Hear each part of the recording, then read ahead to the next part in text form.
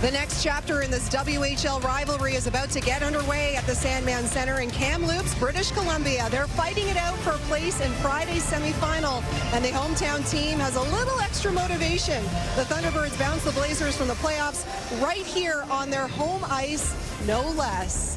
It is day 6 at the 2023 Memorial Cup presented by Kia. Laura Dyken, Cheryl Pounder, Craig Betton here with you once again. And day 6 brings a very important game with the Peterborough Petes winning their do-or-die game yesterday. No team has been eliminated from contention here at the Memorial Cup just yet. And for the first time in 8 years, a tiebreaker will be needed to decide the semifinal matchup that will come your way on Friday. Final game of the round robin tonight, but as I mentioned, we get a bonus game tomorrow with the Petes waiting to find out who they will play. Well, the road to the Memorial Cup presented by Kia now, the official automotive partner of the Canadian Hockey League. Kia, movement that inspires. Tonight's all-WHL matchup will determine who gets that guaranteed spot in Friday's semifinal and who plays in the tiebreak game tomorrow. The Blazers are riding high, coming off that dominant win over the Petes. The hometown team looking to exact some revenge on the club that knocked them out of the playoffs. And for their part, the Thunderbirds started strong with a win over Peterborough, but lost a tight one to the Remparts. Last one out. One of these teams will face the Petes in Thursday's tiebreaker. Well, we know we'll see the Remparts in the final, looking to become the 4th straight team from the Q to win the CHL's ultimate prize. A loss here by either the Thunderbirds or Blazers won't end their tournament, but make things a little more challenging because, yes, they'll have to play Peterborough on the second game of a back-to-back.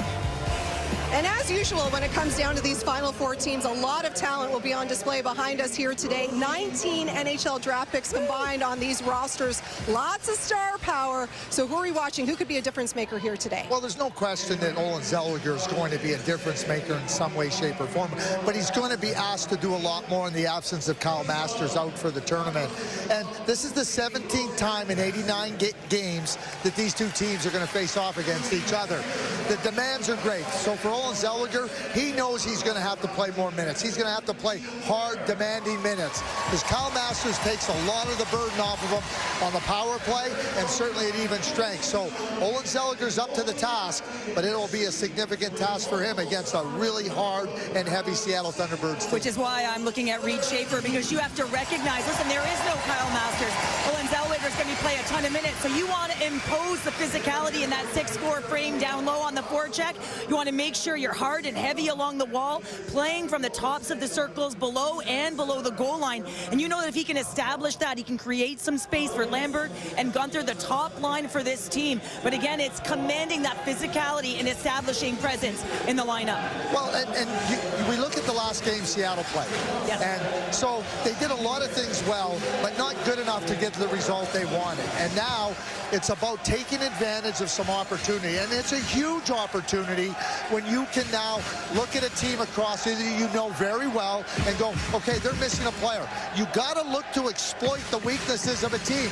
That's what Seattle has to do. I think they can do it with their big bodies and get to the net, where they didn't do a really strong job of that versus Quebec. But if you look at the Blazers, I mean, look them against Peterborough. I mean, man, did they ever impose physicality as well? They were so hard. They were heavy. They threw a ton of hits early in the game, really to establish and dictate the pace of that game. So I'm looking forward to this one, guys. This one's going to be hard. It's going to be heavy. There's going to be physical presence and a lot of skill in the game. And we got to watch that Blazers power play as well. 6 power play goals already. That's the most over the first 2 games at a Memorial Cup since Erie did so. They had 6 back in 2017. There's a lot of storylines in this game, which is what you want, right? Final game of the round robin, a lot on the line. So I said they've played each other 17 times in the last 89 games. You know what that does? Familiarity breeds contempt. Yes. And if the Blazers come out like they did against Peterborough, this building will be rocking.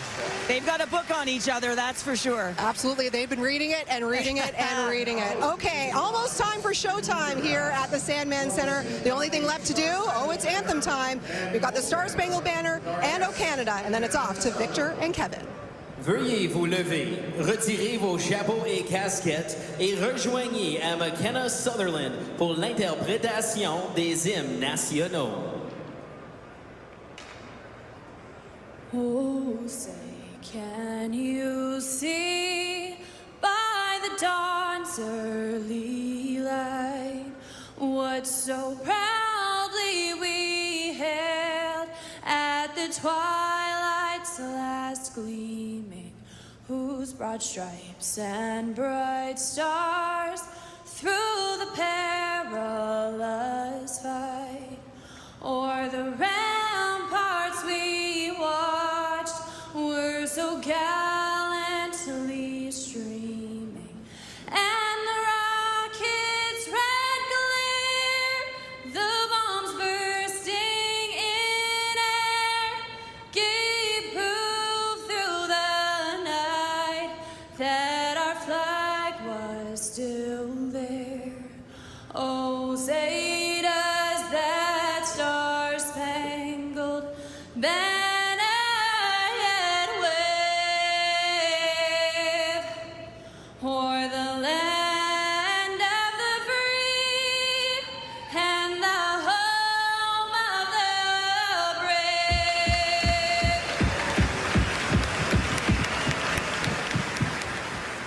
Oh, Canada, our home and native land, true patriot love in all of us command, car ton bras s'est porté le pays, il s'est porté la croix, ton histoire est une épopée des plus brillants exploits. God keep our land glorious and free. Oh, Canada, we stand on guard for thee. Oh, Canada, we stand on guard for thee.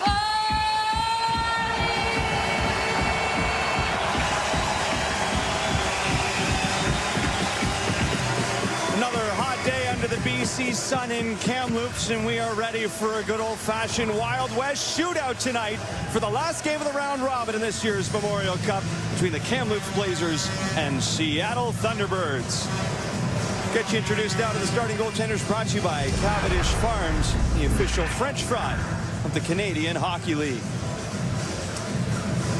Lots of familiarity between these two teams, and in particular between the two goaltenders as well. There is a look at Thomas Milic, who has a 6-2-1 record head-to-head against Kamloops this year, complete with a .170 goals against average and a .929 save percentage against the Blazers. And opposing him tonight will be his numerical counterpart, number 35, Dylan Ernst. The last time he played against Seattle was Game 6 of the Western Conference Final. It was a 4-2 loss, but he made a playoff high this season, 39 saves. There is Matt O'Dette, originally of Oshawa, Ontario, now in the Western Hockey League, but he did play as junior between the Kitchener Rangers and Sioux Greyhounds, 183 games there over 4 seasons. And Sean Clouston of Viking, Alberta, 3 full years at the Portland Winterhawks, 2 years as captain for them in 88 and 89. Well, Kevin, there are no secrets between either of these two teams. This is a meeting number 11 between them, 4 in the regular season, 6 in the playoffs, and now at the Memorial Cup. Lots of history, lots of emotion, needless to say, in this one. It'll be the team that can walk the line of intensity and not crossing the line of losing your emotions. This will be a good one. Been looking forward to this one for a while. They've been raving about it all week in Kamloops around the Sandman Center. Terrific crowd on hand for this one, of course, for the host Blazers, but nice traveling section coming up from Seattle as well to take in this one tonight as Brad Lambert turns it in toward the net. Early chance, and Ernst makes a save right off the hop on Dylan Gunther. Well, it's been Seattle that has been having trouble having quick starts. They've given up early goals in both of their games so far in this Memorial Cup. Watch the high roll after they win this puck in the neutral zone. It's a broken play, and watch Brad Lambert as he's going to curl away up in high ice. A little backhand area pass. How about that? Whoops, forgot about that guy, Dylan Gunther. Pretty dangerous. Led his team into playoffs with 16 goals. Early grade A chance. Prokop sends it back into the Kamloops zone. Michael off the boards. Lays it ahead and out to center. Prokop backtracking with it. Over to Korchinski. Fraser Minton at center. Sends it in off the end boards. Korchinski settles it down with a pass off to Schaefer. Lambert couldn't find the puck as Stankoven throws it in. Back out through center again as Banker finishes hit on Prokop. This puck will be iced by the T-Birds. Kevin, time now for the Ed Rivers tips to win. You always want your team to play physical. It's a big part of the DNA for Kamloops. I thought it was the biggest factor that led to them taking control of that game against Peterborough. On the body early has to be a key for Sean Clouston's club. And for Seattle, a better start. They've already had a grade A opportunity. They gave up 2 goals on 3 shots combined in their first 2 games in this tournament. They want to make sure they get out of the gates a little bit more responsible. Back along the near side board, Zellweger at center. There's Kamloops have had a couple days off after their 10-2 dismantling of the Peterborough Peaks on Sunday. It's the first 10-goal performance by a team at the Memorial Cup since the Portland Winterhawks back in 1983 as that shot was off the post. Burns missed it with the blocker. And a couple early chances here for the Thunderbirds as Kamloops in transition. Shatterbiro sent right in on Milic and catches that with the glove. You won't find an uglier entry through the neutral zone. The puck is bouncing. You're kicking the thing like a can up a dirt road here. And it looked like to me it was close to being offside. And I like the fact that David says, I'm just going to rip this thing. It's bobbling and off the crossbar. This guy can shoot the puck. 5 goals. He added 3 assists in the Western Conference Final against this Kamloops Blazers team, and that would be a good idea if you're number 29. Rip the pill. Off the face-off, Seattle win it back. They got Quebec pretty good on face-offs. They won 40 to Quebec's 24 in their last round-robin meeting. As in from the line, Minio lays it down low. Seattle also outdid the Peterborough Peaks on face-offs in their first game of the tournament. Peterborough, the best face-off team in the CHL this year, it's sent down the ice from center. Kamloops have iced it. I think any team, when you can have mobility and perpetual motion in the offensive zone, it's just so much harder to defend. Look at Gustafson, the high roll and eye up. He goes into high ice, he pulls his defender with him, and then he throws the puck into a lane where Sawyer Minio can skate down ice, downhill on that, and get the puck to the net. So that motion, the exchanging of ice, just adds confusion for the other team. And I like the start here to Seattle. So far, they've been commanding play a little bit here, just 2 minutes in. Off the face-off, Demick wins it back. And out of the corner, Sauchin guides it back to the line. Nolan Allen waiting, fires the shot wide. Sam Popovich off the boards. Ashton McNelly moves it back up from the hash marks. Demick to center. Jeremy Hansel now turning away. And Popovich shuffles it in. Bruinick plays it back for Oppo Sorrell, who returns to the lineup tonight for Kamloops with Kyle Masters out of commission for the remainder of the tournament. So Ryan Michael stays in, and Oppo Sorrell is back in after he played the opener. On the boards it comes for Dylan Gunther. Bruinick with Sorrell down low. Gunther protecting the puck in the corner. Van Olm gets in there, his former Royal King teammate. As it comes back to Kevin Korchinski. Off the wing. Brad Lambert looking for a lane, and that's stopped in front, still loose. Schaefer trying to collect. It's Lambert who's got it. Looking to fork it out in front. Sorrell off the boards, absorbs a hit from Schaefer and gets it out to the neutral zone. Quick reload from Seattle. Here's Lambert. Defers to Gunther, and that's just high over top of Ernst. Set up again for Gunther. Twisting away, Korchinski from the line. That puck explodes off a body and well out of play. Well, a very different complexion to the start for Kamloops than the one against Peterborough. They were physical, commanding play. Look at the way Hansel's able to hold the blue line. Back pressure from Sachin. That's connected hockey. You see more blue than white. And then it's a 2-on-3 out of the corner earlier in that shift where it's just not enough compete for me. If you're outnumbering your opponent, you should be able to at least stop the puck, get body position, and then win the battle out of the corner. Instead, Seattle 2, Kamloops 3 guys in the corner. Seattle comes out with it. Battle for it off the face-off. Minio from the line, playing against his hometown team. So Minio originally from Kamloops, played minor hockey in the area too. been a Thunderbird, though, his entire Western Hockey League career, as Minton slides this one right in on Milic. And he's going to cover that. Minio had a goal in Game 6 in that Western Conference Final here in this building, his hometown, like you mentioned.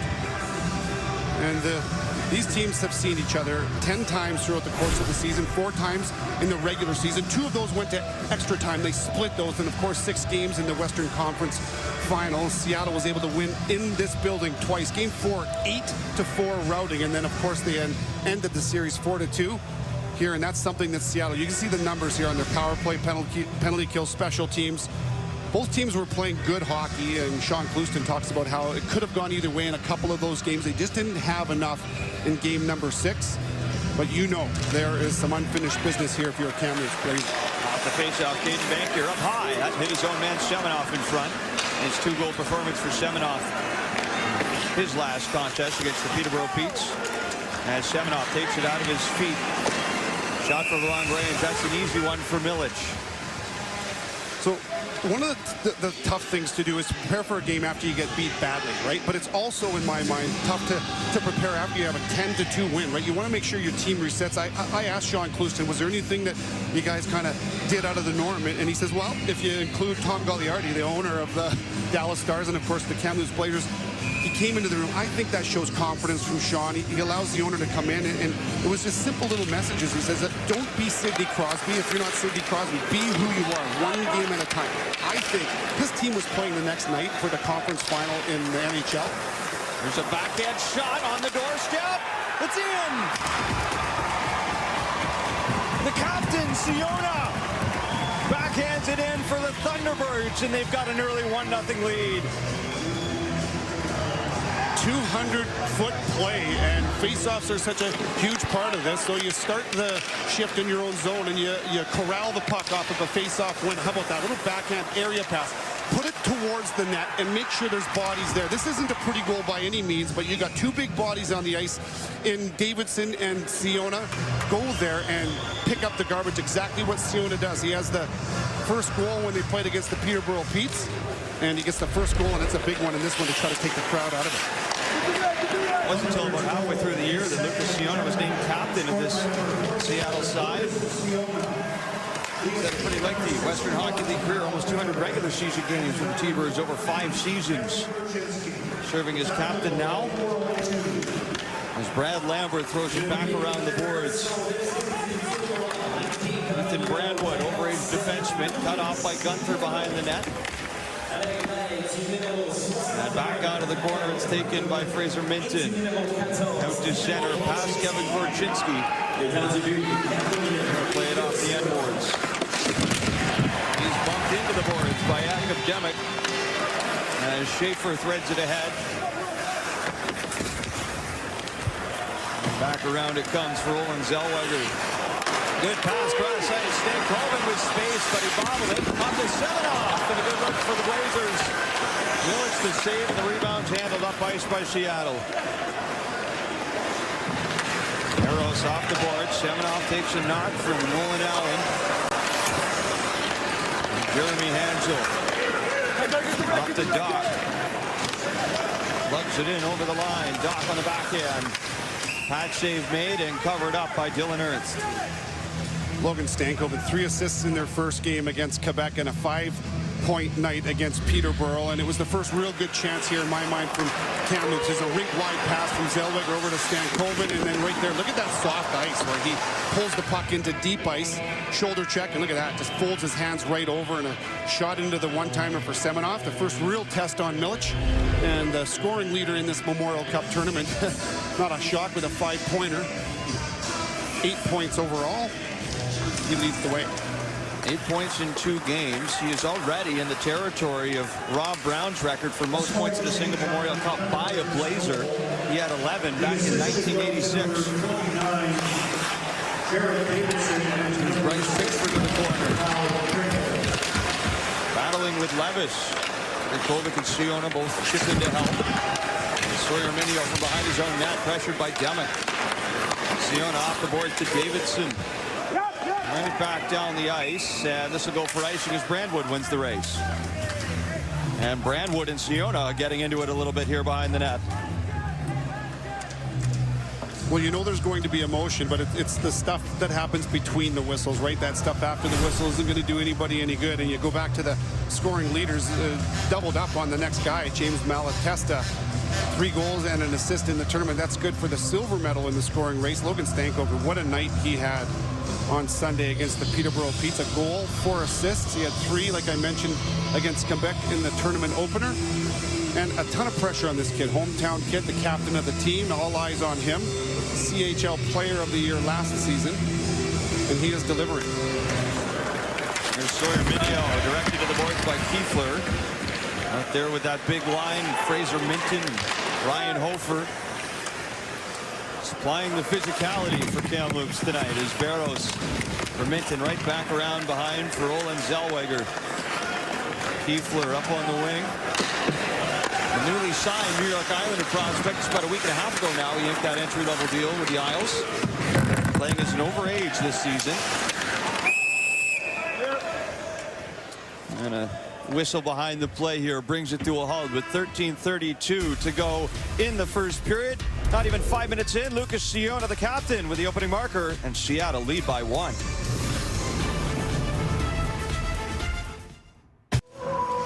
Top Prospect Scouting Report is brought to you by Kubota, the official tractor and compact equipment partner of the Canadian Hockey League, as we welcome NTSN Director of Scouting, Craig Button.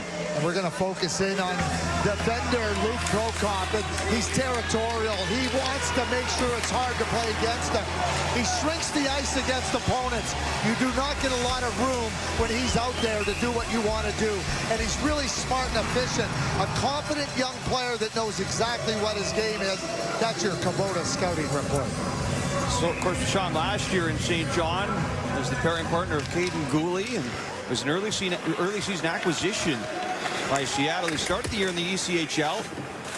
Oil Kings traded his player rights to the Thunderbirds and was reassigned to play his overage season with the T-Birds, and he's been a great pickup for them. As Nolan Allen, who was traded for just a couple weeks after they acquired Prokop, has also been a pillar for them defensively. Kovac off to Siona. Was a long list of trades that the Thunderbirds made to bring this team to fruition in the form you see it now. Gunther, Doc, Lambert, among others, all brought in. When you think about World Juniors, the injuries that they've had, and it was game 2 in the first round series before they were really all together as a team. So they didn't have a whole lot of time to get chemistry going. As you see, a good defensive play from Semenov. As good as he is offensively, you need those guys, your top guys, to be two-way, 200-foot players. And that was when Seattle was looking to set up in the offensive zone. He's on the body. He waits for his second layer to come in and get the loose puck that he earned. Good little evidence of defense there from their top guys. Bill LaForge, general manager of this Seattle team, was the guy behind a lot of those deals. His blocker save is made by Ernst. Sprung out to center, and it's past Logan Stankoven. No icing as Prokop picks it up. And Prokop skating ahead to center, off to Schaefer. Hofer's got it now, curls it up for Kiefler. Couldn't shoot it in. And Prokop slows it down over to Korchinski. Tipped in from the neutral zone. Kiefler looking for Hofer. Taken back by Seattle. Gunther off the boards to Lambert. He falls down. And Minton passes to Hofer. Good play by Kevin Korchinski to break him up. And the delayed offside. Reed Schaefer peels back. Now Schaefer carries in over the line. Minio with Levis. Minio's got it again and passes off to Nico Majatovic. Here comes Majatovic in on the wing, and Ernst shutting the 5-hole. Levis back off the boards. Now Doc into the slot. Finney directs it over to Demick. And Demick down ice. Directed to the boards by Pickford. Now Pickford run into again by back of Demick. Minio around the boards. Doc cut off by Finney. Stays with it though, and they'll thread it over to Pickford. Doc over the line with Gustafson, but he's whistled down for offside. So 7 shots on goal so far from Seattle. I get the sense that they're just trying to shoot everything, that shooter's mentality. Well, that's fine, but sometimes if you shoot a puck onto the net from range, the other team can kind of recognize. Stan Koven and Heiss is like, okay, my goaltender's going to save this easily. We're going to get first touch. Look at the middle of the ice. He's taking off before the puck's even touched by his defenseman. So a shot sometimes can spring transition the other way. We'll have to keep an eye on that to see if Kamloops can capitalize on that shot mentality and take that and use it as a strength. Stankoven versus Davidson in the faceoff dot. Stankoven wins it back. Down the ice, right past Thomas Milic. He'll watch that go by for an icing call to Kamloops. Well, like we always do, we talk to both coaches and pick their brain a little bit before each and every matchup. And Matt O'Dette was a little edgy today, to be quite honest with you, in my opinion. He didn't like the result against Quebec, but he said he liked a lot of the metrics. They felt like they controlled almost every metric in the game. He says they forced the other team, Quebec, to flip the puck out in the neutral zone. Well, the one metric they didn't control was the final score, which ultimately is the only thing that matters. I thought the forecheck from Seattle was neutralized to some degree. It's a big part of their game. I didn't recognize them in that game like I normally do. Jared Davidson passes back to Hansel. Off the boards, in from the line is Allen. Back out of the corner, Jeremy Hansel pinching in. Down goes Brownwood. He's battling here with Siona from his knees. Brownwood gets back up to his feet. Stankoven, nifty little pass off to Michael. Hands it off the bank here. He shoots it in. Around the board, Stankoven. Right up between Kovac and Siona. Puck is poked out to the neutral zone, and Logan Barros is there for it. Now Zellweger over the line. Zellweger lost the handle, got it back at the side. It's tipped on by Kiefler. That was almost a 2-on-0 the other way for Seattle as Kiefler tries to wrap it around, and Milic makes the save as Gunther is knocked into by Kiefler. And Seattle come out to center. And Dylan Ertz will just cover this up with the pressure from Souchin on the doorstep. Seattle up 1-0, but a bit of a pushback from the Kamloops Blazers. They trail by 1.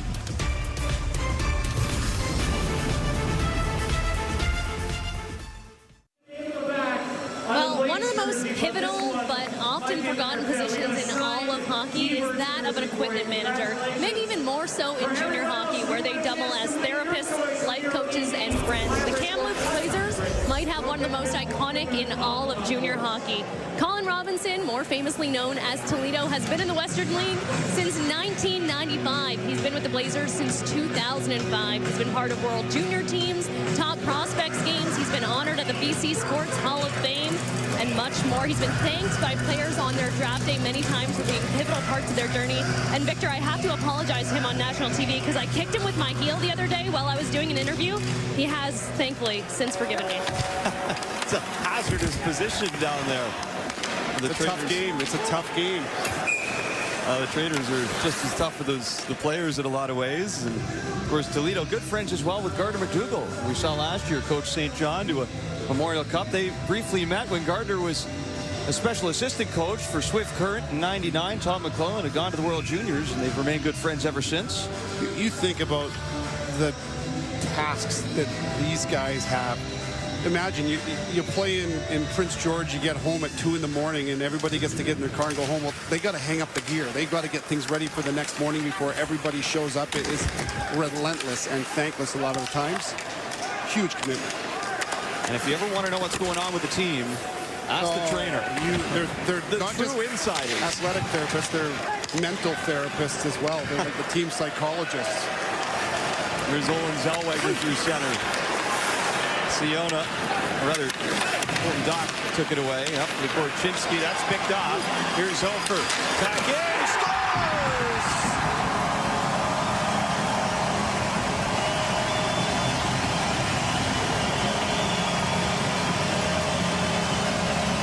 Ryan Hofer with the snipe. Kamloops have tied the game at 1. Well, A game of turnovers and recovery. Zellweger in the offensive zone. Whoops, he loses that and he's caught. So now you think Seattle's in good position, but they burp it up in the neutral zone, and back comes Kamloops in transition again, and hope for the 40-goal man in the regular season. Look at the release on this one as he's the right-handed shot. Pardon me, the left-handed shot on the right side as he steps into that one and loads the stick up. What a release. He had 8 goals in the playoffs, and that's a big one to even this one here just with 9 minutes to go in the first. Had a couple multi-goal games in the postseason. One of those came against Seattle in Game 5 of the Western Conference Final. Had a good chat with Hofer this morning, and he just felt calm, but he's got a presence about him, a confidence in himself. And look at that one. He goes cross-grain. He uses the D-man as a screen, and a low shot to the far post. I'm not sure Milic saw the release, and it was enough to pass the goaltender of the year in the Western Hockey League. And they needed something like that, right? A big hit, of course, a goal, get this crowd into it, and we got some energy in the building. Hofer was passed over a couple times in the NHL draft. Then Washington took him with a 6th rounder last year, playing as an overage this season. Started with Everett and came over in that Zellweger deal at the deadline. Here's Nolan Allen. He fires his shot. Dylan Ernst able to seek that one out with the glove for the whistle. Well, I'll tell you, Lucas Siona is as good as anybody, maybe better than anybody in the Western Hockey League at timing going to the front of the net. It's one thing to go to the front of the net and just stand there. Well, then you're just one guy that's kind of out of the play. But look at the way he arrives on time. The shot to Ernst, and big man Siona comes in. He's got his stick there. I'm not sure if he gets a piece of that or not. He is a hard man to handle. He knows who he is. I think he plays to his identity extremely well. Doesn't just go to the net, but he arrives at time. There's a timing. There's a skill to that. He's good at it. Bouncing puck off the draw, settled by Minton. Up the center ice, Ryan Hofer. Gets it in over the line, ahead it goes for Kiefler. Crashing to the boards with Pickford. Swatted back to the point, Olin Zellweger. Zellweger takes a shot, blocked in front. And Seattle will bring it back to center with Brad Lambert. Reed Schaefer turning around off a body. Back around it comes. Barrows into the corner with Schaefer. And this puck ends up out of play for the whistle. Took about 5 minutes or so for Kamloops to get going in this one for me. I thought they were chasing the game early, but they built themselves into this one in a lot of different areas. Here's the line that scored the goal. Here's the line that maybe made the biggest difference last game, that Hofer, Minton, Kiefler line. That backtrack, good stick from Minton. He jars the puck loose. That leads to this chance. 2 tip layers there, and then you go back to the defensive zone. They were in excellent posture defensively as well. They're starting to strut. Here's Korchinski. Floats it just wide. Pickford. Another Popovich. Takes the shot. Just missed. And from the line, Prokop. Now Demick. Angled off by Popovich. Stays tied up with Mijatovic. Is Demick off the boards. Throws it around the boards. And Kevin Korchinski. The pass ahead off the skate. Dylan Soror all over him on the forecheck. Now Sam Popovich. Right side, Prokop elevates that over top of Dylan Ernst. And Michael just plays it off to Caden Bankier. Levis trying to muscle it past Allen. He'll take it right back and throw it to the near side for Jeremy Hanschel. Back to Allen. Bothered by Semenoff. Tipped in by Siona and around the boards behind the net. It's stopped by Ernst. Siona leaned on here by Oppo Sorrell. Stankoven to the line. It'll be caught there by Jeremy Hanschel. And back out to center ice we go. Kyle Krikovic turning around. Off to Allen with a hard drive. That's blocked by Stankoven.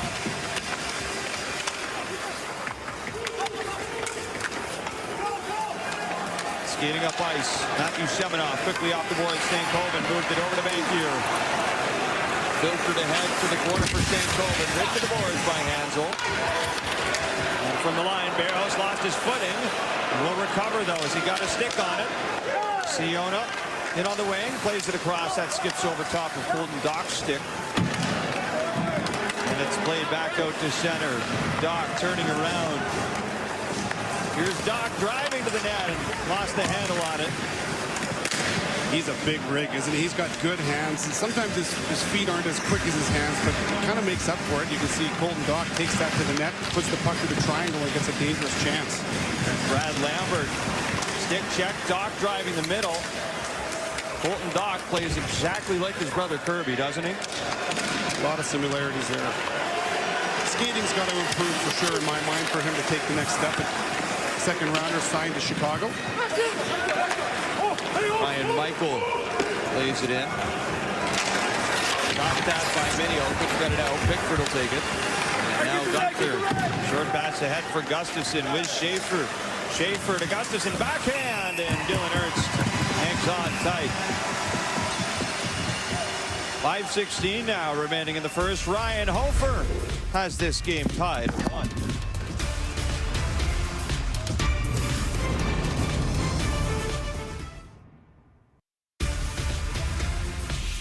The CHL on TSN is brought to you by Go RVing Canada. Find your wildhood.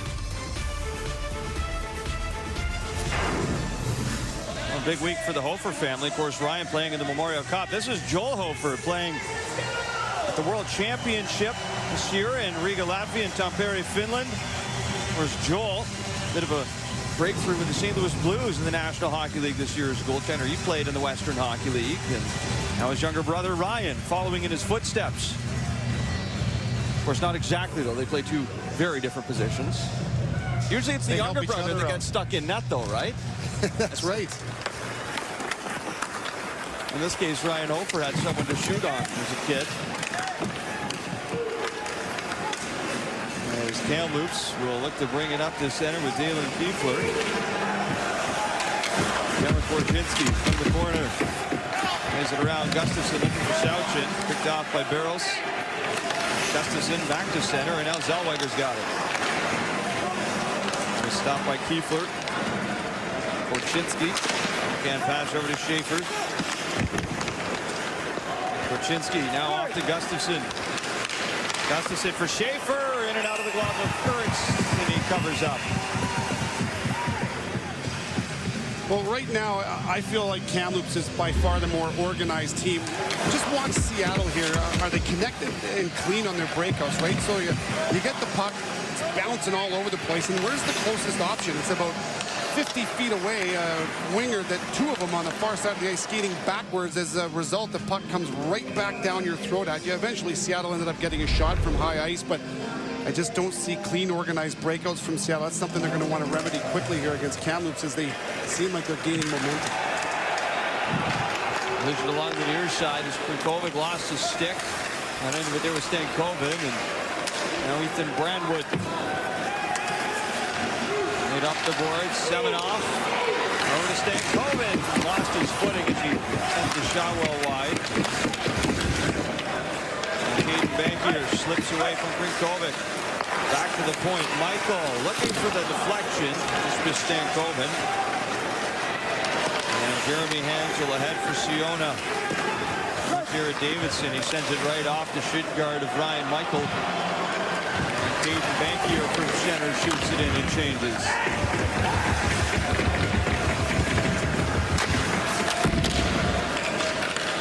Now Brad Lambert. Through the neutral zone. Dylan Sidor turns back the other way with Levis driving the middle. Brad Lambert off to Mijatovic, left wing. Mijatovic is it right back across to the near side.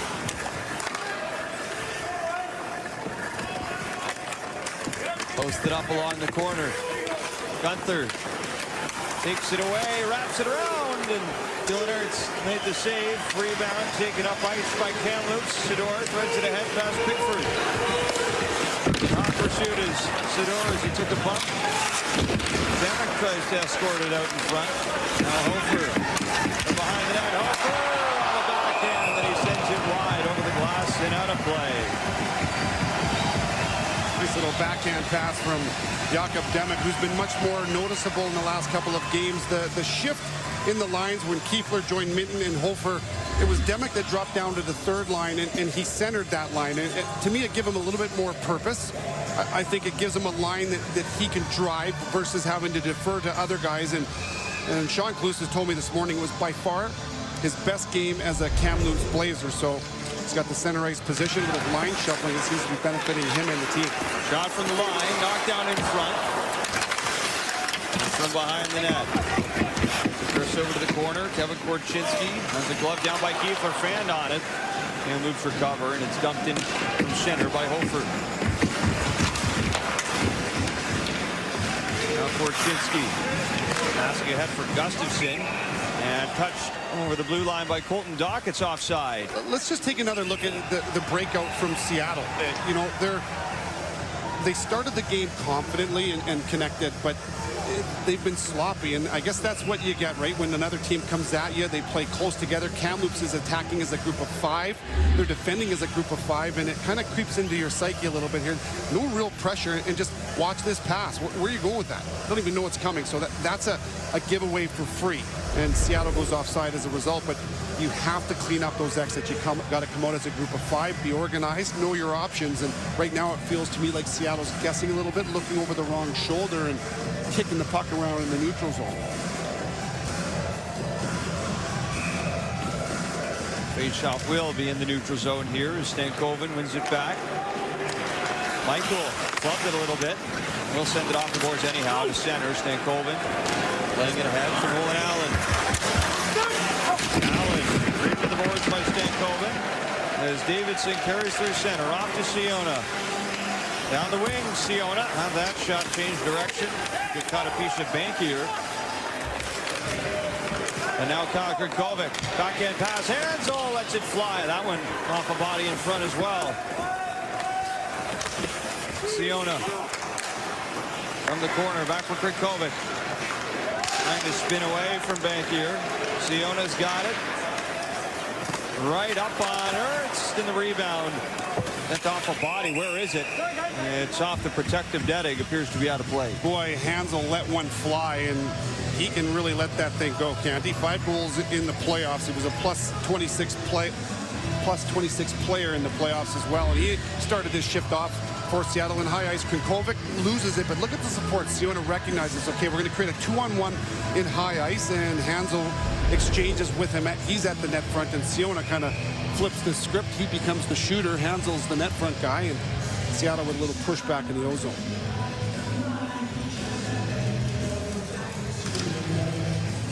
It's be Minton versus Lambert in the face-off dot. Jets prospect Lambert versus the Maple Leaf prospect Minton, and Lambert wins it back.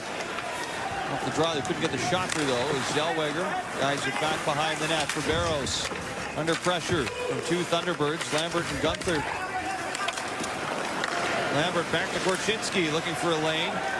He's blocked by Hofer. And now Kiefler back to Minton. Crossing it over the line. Minton sends it wide. Left side on Milic. Played back to the middle line. Another shot from Minton, and this time a blocker save from Thomas Milic. As Kiefler plays it over to Barros. Back up the middle, and Seattle take control as Schaefer skates it into neutral territory. Schaefer along the boards. Face might have hit the boards there as he discarded his stick, and he goes back to the bench to change. Gunther out of the corner. Tried to pull it out in front. It's taken instead by Kiefler. He chops it off the boards to the center. Kamloops work it in deep. Back around toward the point. Sorrell is there. Van Olm looking for Demick. Just missed. Demick and Gunther, the former teammates, go right back to the corner boards. Collection of Edmonton Oil Kings in this contest. Prokop as well on the Seattle side. And Sorrell to the boards with Doc. Now Harrison Brunick. Shadowed by Gustafsson. Brunick tied up along the boards. Puck comes free. Gustafsson fires a shot with no time left on the clock. It's well high and out of play. Well, Meeting number 11 between these two teams this season, and an entertaining first period of play sees the score tied at 1.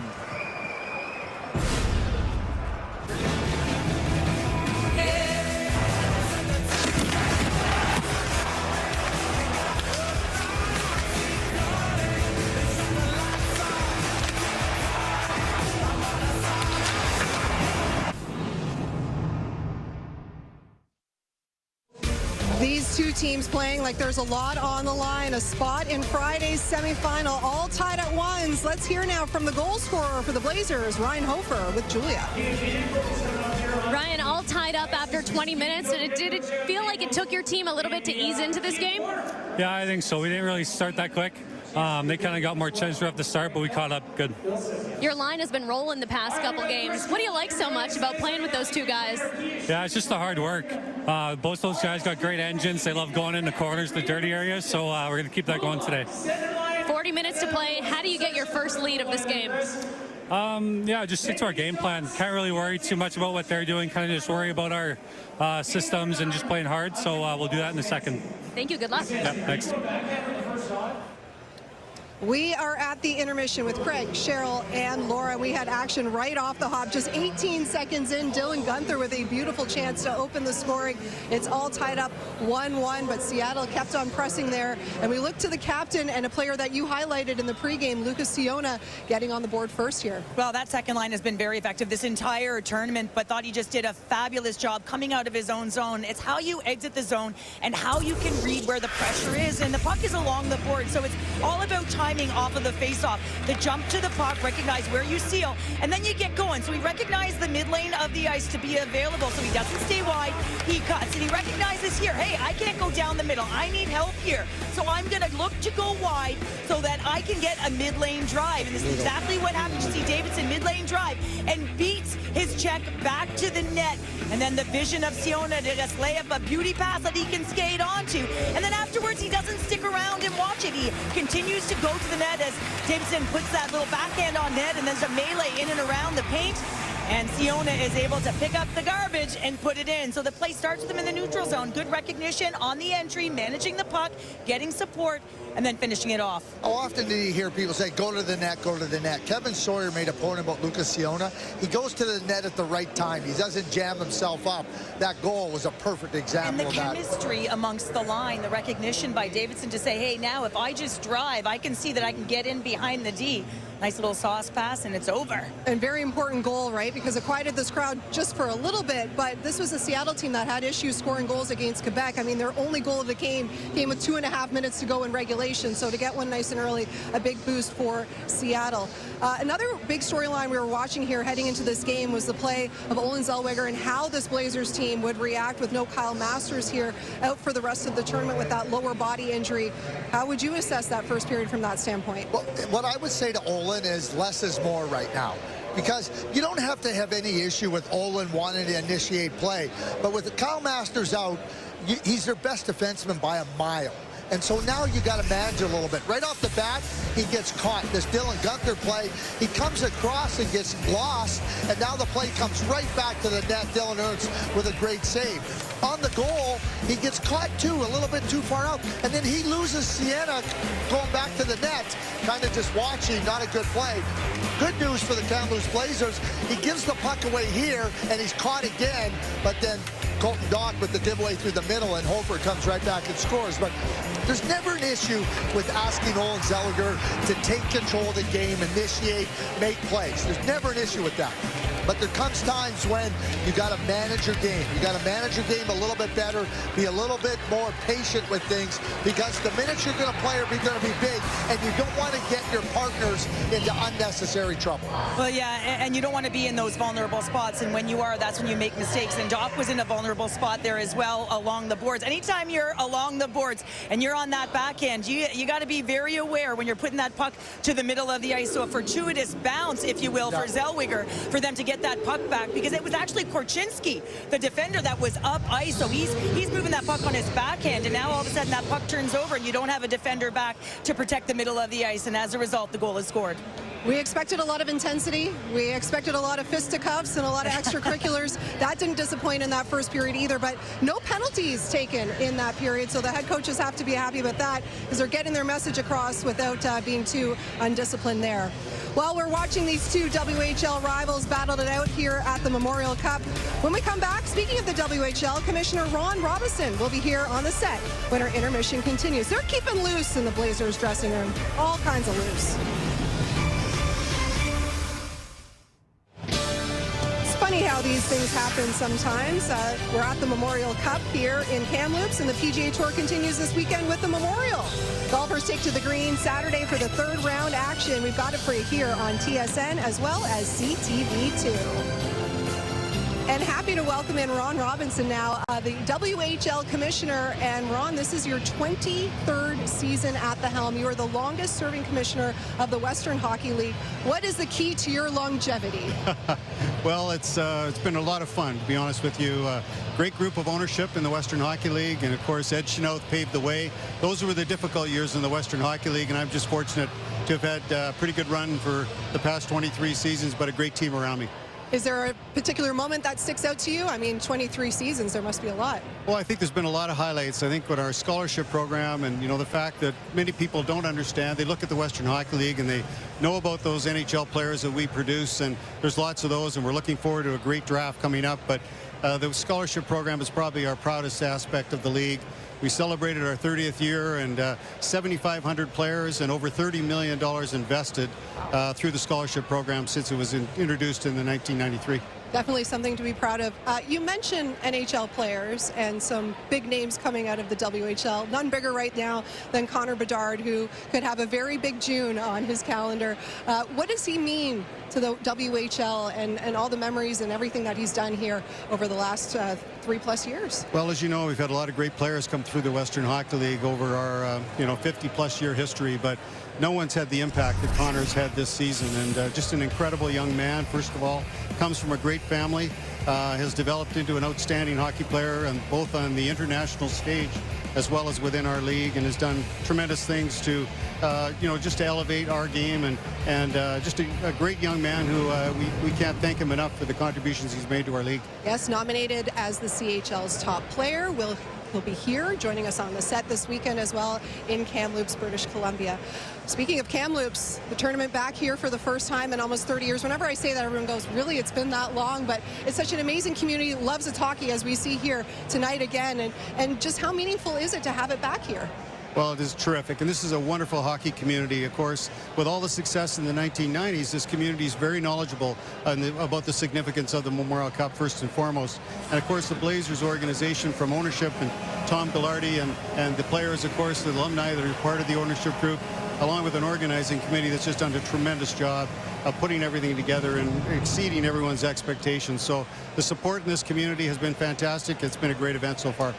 I don't want to say it's bad news, but it's been a while since a WHL team has hoisted the Memorial Cup. 2014, the Edmonton Oil Kings. Is the joke going to end? I mean, we've got two great teams playing it out here tonight. Well, that's right. These two teams know each other, and it's not a surprise that this game is as tight as it is, and it will be probably through the course of the game.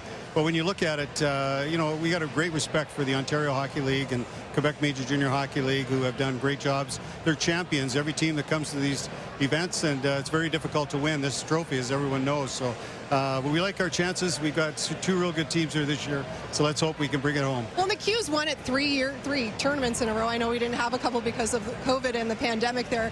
Is there ever like a friendly wager between the three commissioners? Oh, there always is, and we're missing, of course, Gilles Courteau, who's been with the Quebec Major Junior Hockey League for over 40 years and was just a real institution here and a great guy to work with. But we're Dave Branch and Gilles and I over the years have had a lot of fun with certainly the bragging rights that go along with this event. What's on the line this time? Can you tell me? There's lots going on right now. No one's listening. Can you just tell me? We've got a lot of fun, and we're really enjoying the experience here in Kamloops for sure. Well, Ron, I appreciate you joining us here at WHL Commissioner, the longest serving WHL Commissioner. And yeah, we're in store for a good final two periods in this one between Seattle and Kamloops, all tied up at a goal apiece. Period number 2 is just around the corner.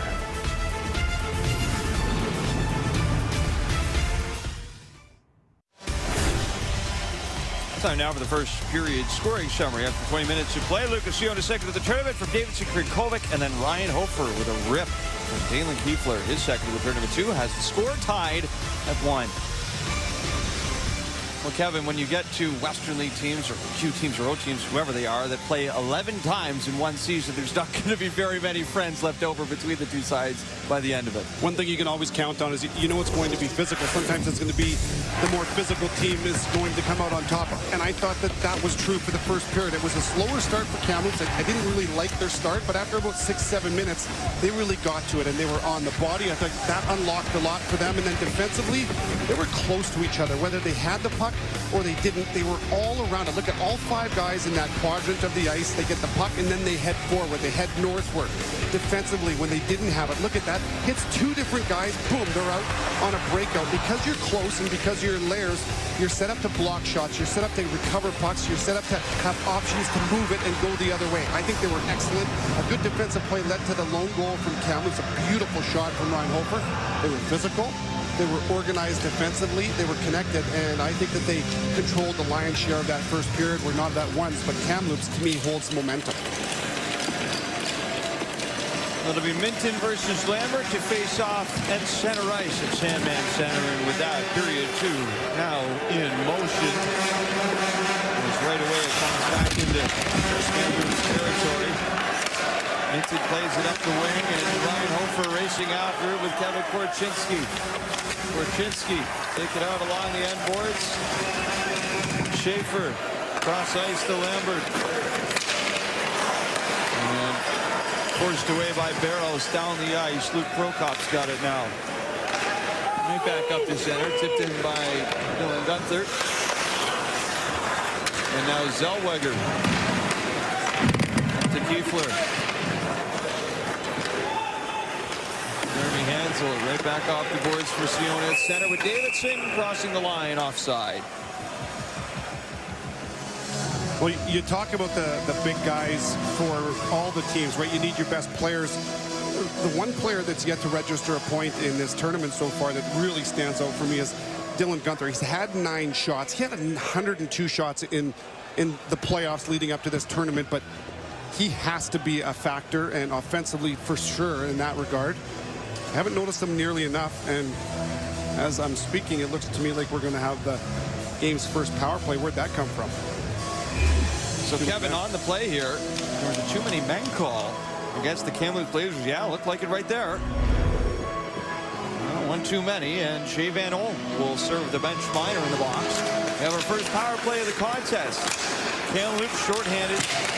Seattle to the man advantage as they'll have to go back to their own end early on, just 10 seconds into the power play. Milic will leave it for Korchinski. 29.8%. That's what Seattle's power play was in the playoffs. 17-57. It's back for Korchinski with Schaefer and Lambert. Brad Lambert to the corner, back to the line. Korchinski, Gunther with a one-timer, and that's blocked. Brandwood does the job himself as he clears it down to Milic. Well, just even talking about Gunther right there, he gets the pass right where he wants it. He's in his spot on the flank in the one-timer, and that shot's easy to block because it's flat on the ice. That's got to pick a corner. It's got to be up off of the ice, and you get the feeling he's not feeling it right now offensively. Lambert back to Korchinski. Here Davidson on to Gunther. Now Lambert. Schaefer off the boards. Back over to Lambert. Korchinski up high. Down low. Schaefer in front. Ernst made the save. Puck was loose for a moment. Schaefer plays it back around the boards for Lambert. Now Korchinski. Gunther shoots and a blocker save by Ernst. Another shot for Davidson off the mark and down through center. That's better. That shot was a ripper, right? And that, I think, may have gone off the handle of the stick from Dylan Ernst. A couple of good shots now. One from Gunther, and earlier it was the wrap from Schaefer. A big heavy play to the net. Gunther plays it back to Dock at his own end. Kyle Krikovic through center. Lucas Leone. Michael's tied up with Dock. Sauchin back to Hansel. Power play expired. Van Olm to the ice. Doc has it. Looking to the net. This is taken by Ernst, and there's no rebound. Well, a momentum builder for sure for Seattle. They needed that. They didn't get the goal that they wanted, but they had a couple of shots on that power play, and after a couple flat ones, that's what started it all. Schaefer, the big man, he knows how to use his frame. 6'4", 220, bulls the puck to the net, and then later, look at that shot from Gunther. The first one was flat on the ice, and he corrected that quickly up off of the handle bar from Dylan Ernst. Did everything but score on that power play. We play on 1-1. And there's a penalty on this play too, Kevin. Lucas Siona's going to the box for the Thunderbirds. And so is Ethan Brandwood for Kamloops. Seattle 47, Kamloops 24, 2 minutes each on sportsmanlike contact. Sportsmanlike conduct. So Chris Kreitz makes the call. Pair of unsportsmanlike conducts here, and not discussing dinner plans apparently. And that's the stuff, right? You got a couple of guys in off the ice now. To me, that's emotion, and it's great. You want emotion, but in games like this where it's just so important, you can't be taking penalties after the whistle. That's where the maturity comes in, and just kind of walk in that line of emotion where you don't cross it. And Lucas Siona, the captain, will sit along with Brandwood. So we'll go 4-on-4 for the next 2 minutes. Humble Sorrell off the face-off. Carries it up to center ice. In on Nolan Allen. Majadovic with Stankoven. Back up to center. Brought back in by Allen. Cross for Hansel. Nolan Allen. Enters center ice. That's going to be offside at the Kamloops line. You know, I'm sitting here 4-on-4 hockey. Who does it favor? In some teams, it's clear-cut who it does favor, but you know what, it favors the fans in this one, because both of these teams have high-end talent. They've got defense that can get up the ice. They've got a ton of skill that can use that extra ice. Speaking of which, Brad Lambert on the ice right now. He's one of them. Backtracking here is Kevin Korchinski. Passes ahead to Gunther. Back to Korchinski. Couldn't get the shot off. Matthew Semenoff curling back around in his own zone. Michael up for Barros. And over the line, Barros. With Minio into the corner. Comes out to the front of the net. Brad Lambert is there. 58 seconds to go, and 4-on-4 is Dylan Gunther. Through the neutral zone, down the wing. Feathered back to Lambert, up the middle. Takes the shot on Dylan Ernst. He sprawls out to cover up the rebound. Well, these two guys most certainly have to start showing up a bit more on the score sheet. Dylan Gunther, Brad Lambert, they're rock stars for this team through the regular season and through the playoffs. Nice little flip area pass from Gunther. He lays it into an area where Brad Lambert can skate into, and now he's got 4 guys to beat. And he goes low blocker on Dylan Ernst, who comes up with a good save, no rebound. But those two guys, without doubt, have to find their stride. That top line for Seattle is combined for 1 point in 2+ games to this point. They've got to find their way. Here's Ryan Hofer. Down the left side, stick snapped on him. And Minton carries all the way back to the blue line. Low shot, shoveled to the corner by Milic. And Colton Dock back to his feet, and he gave it away. Here's Caden Bankier. Bankier out to the front of the net, and Seattle recovered well as Zellweger flings it high. Bankier was trying to find Logan Stankoven on the near side. Way too casual for Colton Dock. I talked about his skating. Sometimes it's not skating, maybe it's the effort part. Here's Stankoven with a shot, and that one had eyes for the top corner, but a well-placed glove from Thomas Milic takes it away. Maybe a little arrogance here where you underestimate your opponents. I'm bigger, I'm stronger, and I don't have to move my feet. Well, he loses his footing in fairness to him, but you got to move that puck. You got to move your feet, and that's just a freebie that comes back right down your throat. You force your goaltender to have to make a save that should never have been a shot to begin with. Milic with the glove, and again, I'd like to see Colton move his feet more. He's a big man, and if he can get the speed, he's got the hands to match it, and then he'll be a force that will be really difficult to neutralize. That one, to me, a turnover because his feet weren't going. Brandwood, Siona, both out of the box here, so we're back to 5-on-5 as Mijatovic plays it over, and Siona threads it in as Ethan Brandwood fresh out the box. Punch to the boards by Mijatovic. Nico Mijatovic. And behind the net, passes off to Minio. Minio's shot up high with a body in front. Demick directed off the boards. Will get it back. Demick plays it in. Milic moves it around for Minio, and now Mijatovic in hot pursuit of Owen Zellweger. He goes into the boards with a thud. Mijatovic lost his stick, and Zellweger turning away from Davidson. Up to Barrows, lost the handle on it. Korchinski for Davidson. Davidson running through by Barrows, and there's going to be a penalty here on the play.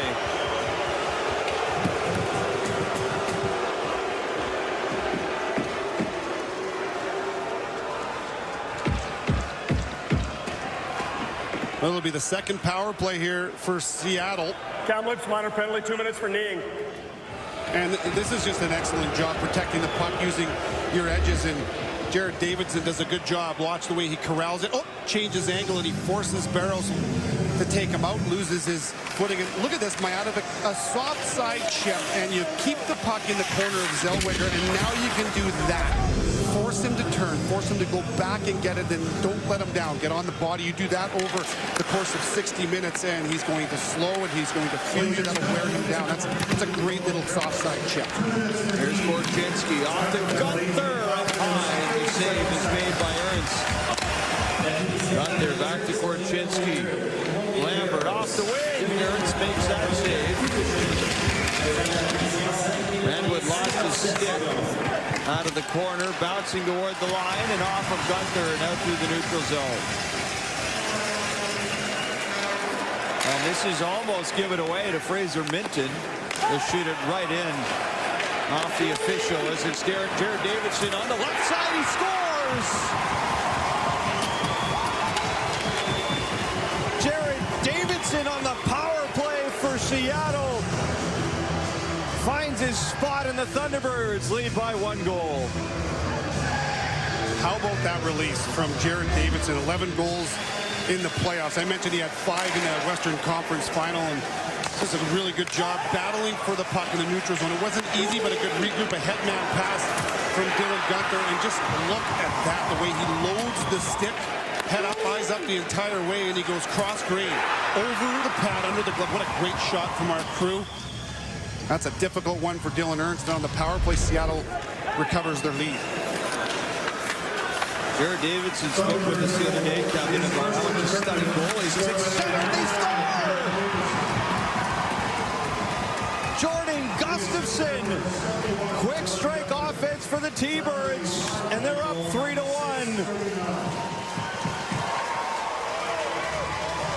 Quick strike is right. Before you let your opponents even figure out what just happened after that shot from Davidson, this is a face-off win, and just a little bit of sloppy play right there. Sorrell just gives the puck up, and you don't get that if you don't forecheck, if you don't track the puck. So you hope for a bad bounce, and if you get one, you can recover. Nice job there from Colvin, and he belts this one out into the slot. Gustafson rips it home in 2 quick ones here, 3-1 Seattle. Just 8 seconds apart, and there's another penalty on the play as Ernst vacated the net. 13:01 here to go in the second. Kyle Krinkovic will skate to the box for Seattle. Chance for Kamloops to try and get into it. They give up 2 quick ones, just 8 seconds apart.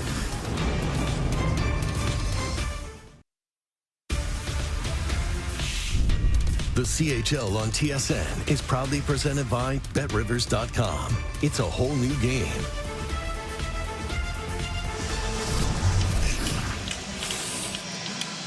Two goals in 8 seconds here tonight. Let's go back to game 2 in the WHL final against the Winnipeg Ice. It was Lambert that ripped one, and he has got a shot yet to score one in this Memorial Cup, but if he gets a chance, he'll bury it. And then Schaefer, 8 seconds later, quick strikes. They've got the ability to do it. If you give them a chance, they're going to capitalize. An opportunistic team here where Kamloops was kind of in control of this game, and 2 quick ones, 8 seconds apart here. Once again, a little deja vu.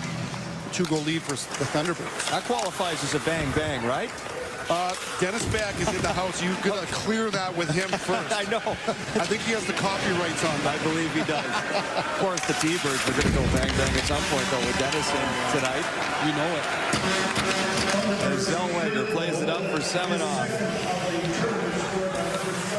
Into the corner, Semenoff out to Stankoven. Passes off. Bankier misses blocker side on Milic. Stankoven along the boards. Right back out. Bankier shoots, and Milic got a piece. Taken off the boards by Semenoff to the point. Stankoven down low, tipping it. Kefler still in front. Bankier turns it around. It's covered up by Thomas Milic.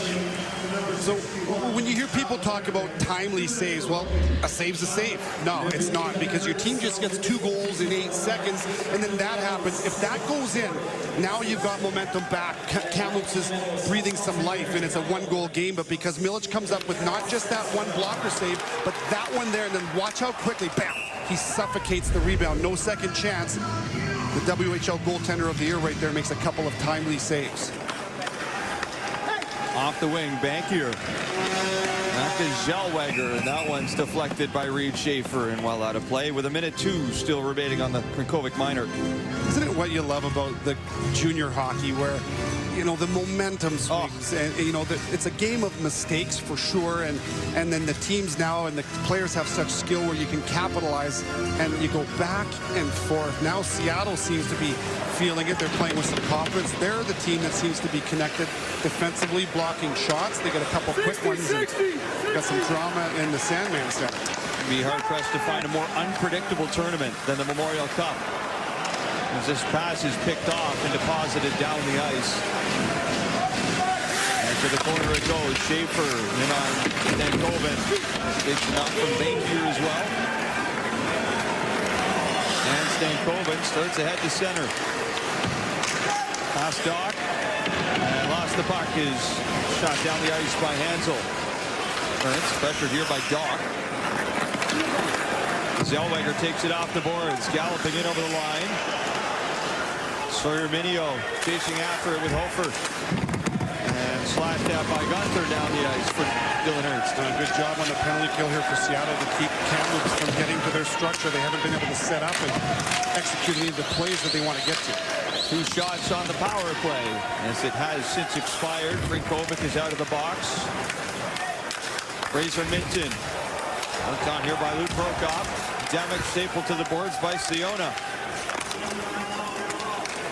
Now Minio up for Krinkovic. Now Krinkovic plays it up for Siona. Couldn't shoot. Ernst taken out by his own man. He's got to get back to the net. Gorchinski fires his shot. That's blocked. Fraser Minton got a piece of that. It's Luke Prokop. Far side point. Blocked again. And Ernst stopped his short redirection. Lunged out with his stick. And back down the ice it goes for Gorchinski. Quickly up to the Kamloops line again. Dumped in by Davidson. And Logan Barros. Up for Dylan Sidor. Directed off the end glass by Milic. Kevin Gorchinski. Back up the wing to center. Shot in. Pickford to Davidson. Grayson Sauchin off to Majadovic. And Brunick forces it to the far side. Gorchinski right back around the glass. Sauchin looking to move it across the line. Up the middle. Hansel couldn't field the pass clean, and it's taken by Shea Van Olm. Van Olm to center. Blasting in past Nolan Allen. Collides with Hansel. And now Reed Schaefer just goes off the glass to center. Brad Lambert battling with Barros. Zellweger swooping in to pick it up. On the boards, Hansel taps it into the slot. Stankoven to Bankier. Wanted Semenoff, cut off by Allen. And Stankoven right back in on the wing, up the middle. And the shot's redirected off his stick and well high out of play. 8:53 to go in the second. Thunderbirds continue to lead by 2. The score is 3-1.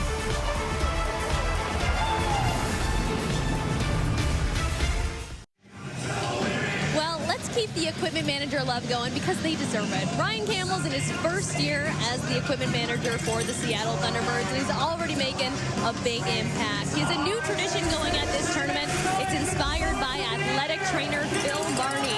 He always has inspirational quotes in his office, and at every game this tournament, Campbell's been putting a different inspirational quote on the whiteboard outside the room. But we have to give a shout out to his ghostwriter, his girlfriend, who has the nice printing that actually does the physical writing, Victor. Nice touch from the Seattle T-Birds training staff, and could be the first of many years as a trainer on this team for Ryan. Of course, a lot of these trainers, Kevin, stay decades sometimes with their junior teams, as Davidson takes a shot that's kicked out by Ernst. A lot of times the trainers outlast the coaches and general managers.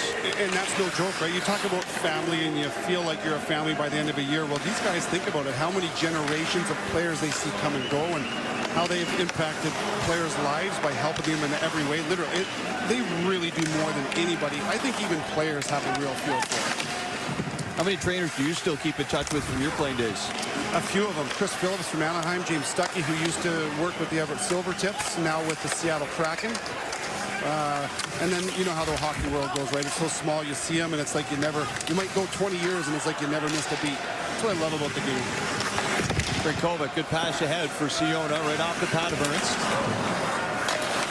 And Brunet brings it up ice as Dalen Kiefer shoots it in from center. Back around the boards. Colton Dock elevates this to the neutral ice area.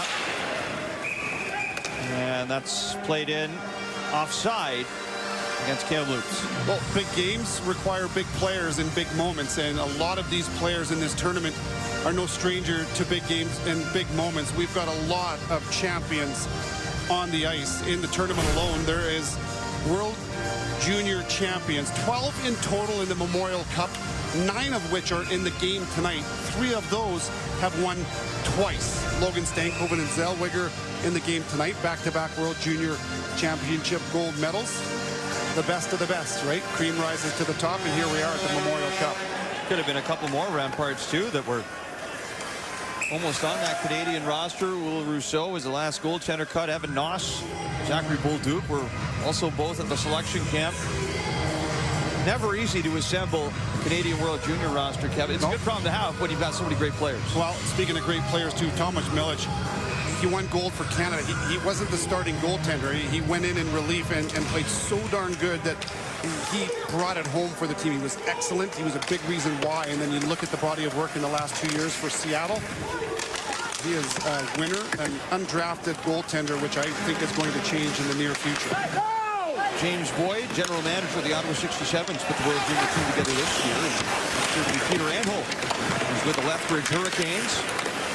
Big responsibility, and always a little tricky sometimes to keep up with all 60 teams in the Canadian Hockey League from coast to coast, looking for the best players. And not always in the CHL, too. Sometimes they'll bring in players from other levels, as Yakov Demek looking for it along the boards. Finney and Zellweger there. As Jordan Gustafson flips it in, and he'll go back to his bench to change.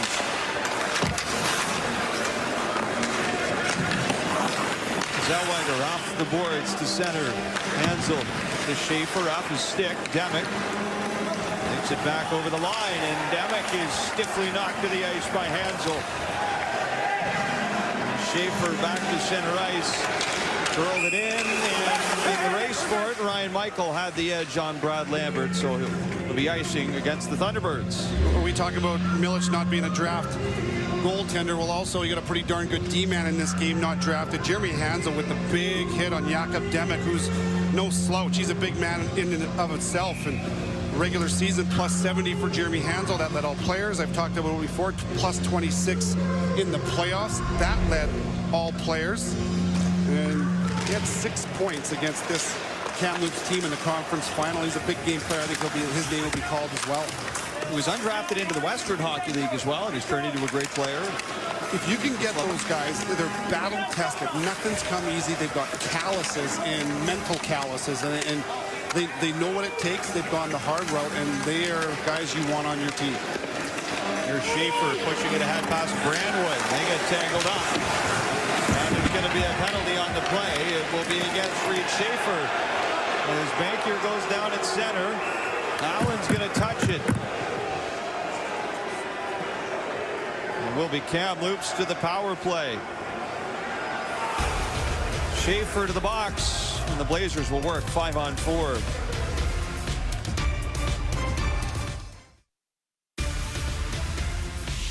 The CHL on TSN is brought to you by Go RVing Canada. Find your wildhood.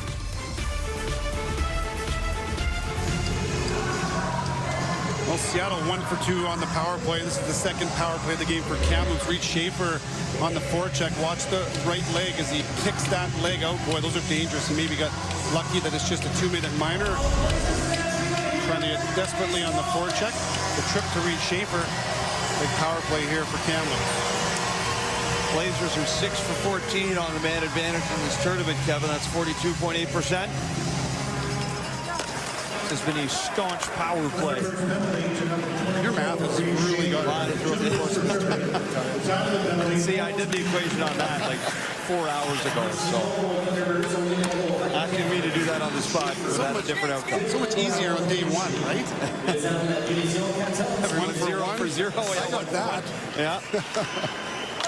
There's Stankoven, the Semenoff.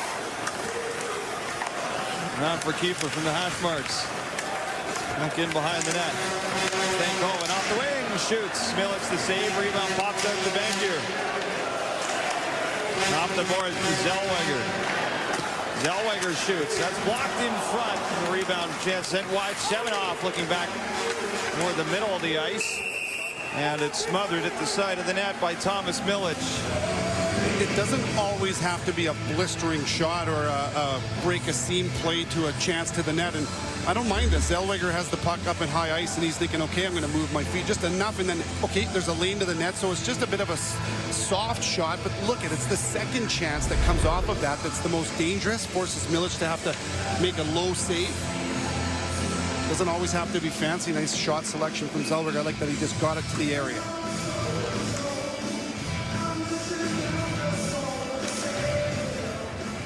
Reset off the face-off here. It's Doc versus Minton.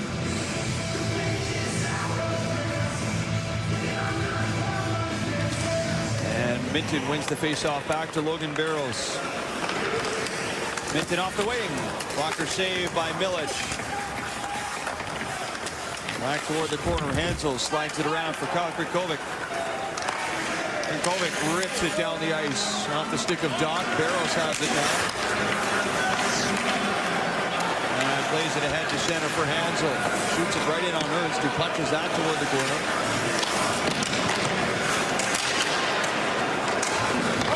Barrows back toward the end boards. Doc is trailing him the whole way as Connor Levis defers to Hofer on the wing. Back off the end boards, Minton for Demek. Hofer to Levis.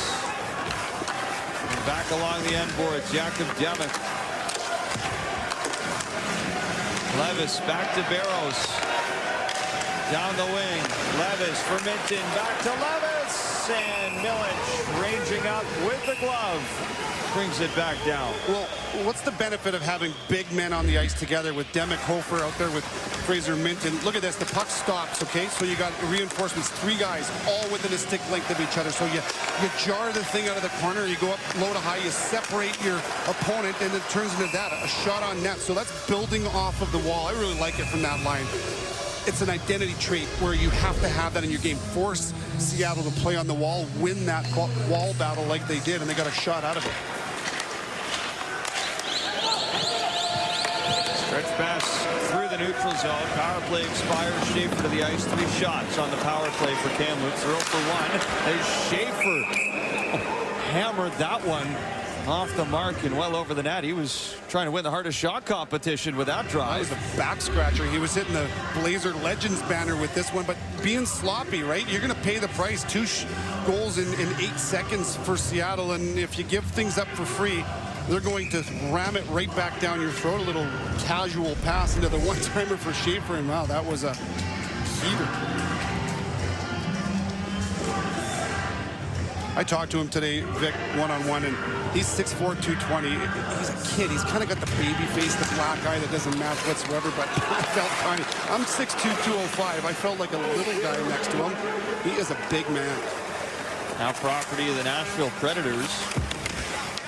Another Nashville prospect on this team as well, with Luke Prokop. Stankoven back to the line, and the shot from Michael is absorbed by Milic.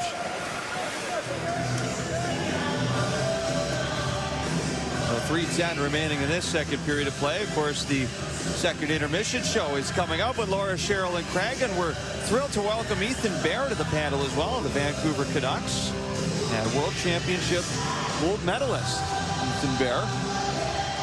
That'll be fun. You know, I'll be honest with you. I kind of thought Craig was peaking too soon early this week with the Jackets, but every day he comes out and surprises me even more. He just keeps upping himself. I cannot wait for Sunday. What's he going to pull out of the closet?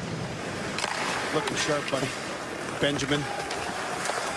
His first for Longueuil Boys. That'll be Julia Teixeira, by the way, joined by Ethan Bear, former Western League Defenseman of the Year. Back in his time, that wasn't that long ago, he was a top defenseman with the Seattle Thunderbirds. They've had a few come out of the program, including Shea Theodore, set to play in a Stanley Cup final for the Vegas Golden Knights.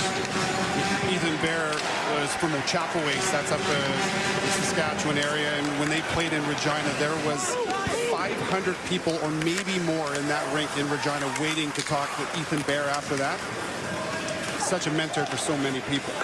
It is Indigenous Day at the Memorial Cup. A great initiative as it's wrapped around the net. Shea Van Olm, and community supports their own very well, don't they? I really do. It's been such a nice touch here in Kamloops, and you know, all around the league, all around the NHL, of course. I had a great chance to sit in Thermia. That's in Winnipeg. It's a spa in Winnipeg. And Ethan Bear was there when he was in town with the Vancouver Canucks, and we chatted for, boy, I bet it was about an hour the night before a game, and he was just really intelligent. He was, first of all, humble enough to take my questions, but then we kind of got into details of face-offs, and with Carolina, all 9 face-off dots, options on a win, options on a loss, and it was just a reminder about the mentality of an NHL hockey player, all the things that they have to process at lightning speed. He was really impressive in our chat. And so was Thermia, by the way. It's a great place if you ever get a chance to go. Here's my plug. Face off this one to the blocker side on Milic. Now versus Minton.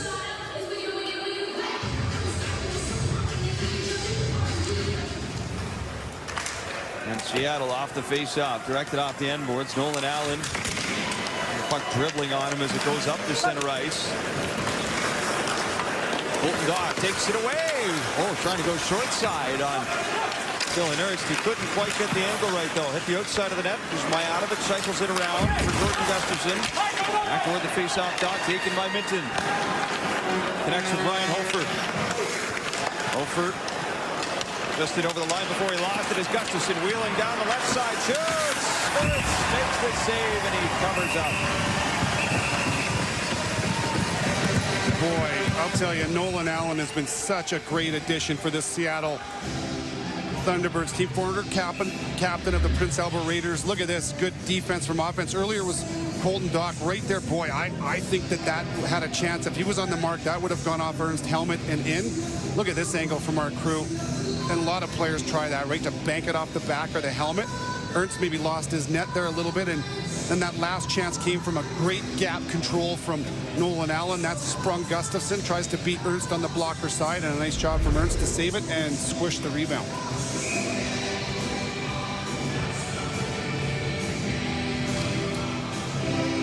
It'll be Davidson versus Demick off the face-off. And Davidson wins it back. Sawyer Minio off the Krinkovic. Krinkovic shoots up in the air. Ernst is down. The puck stays out. Chaotic moments in the crease. The call on the ice is no goal, but we might have to have another look, Kevin. Boy, it looked dangerously close, didn't it? As it was just a pop fly, an infield fly right in the crease in front of Ernst. And everybody dogpiles into the mosh pit in the blue paint. And this is why you just get the puck sometimes. If you got nothing else, shoot it to the net. Little tip on route. And there's Siona, no glove. Oh, you are not going to get any closer to a goal than that. I think Ernst does a good job holding the line. Look at this view here from up above. That looks like it's almost destined to get behind. How it stays out is beyond me. Siona misses a couple times, and we'll stay a 2-goal game.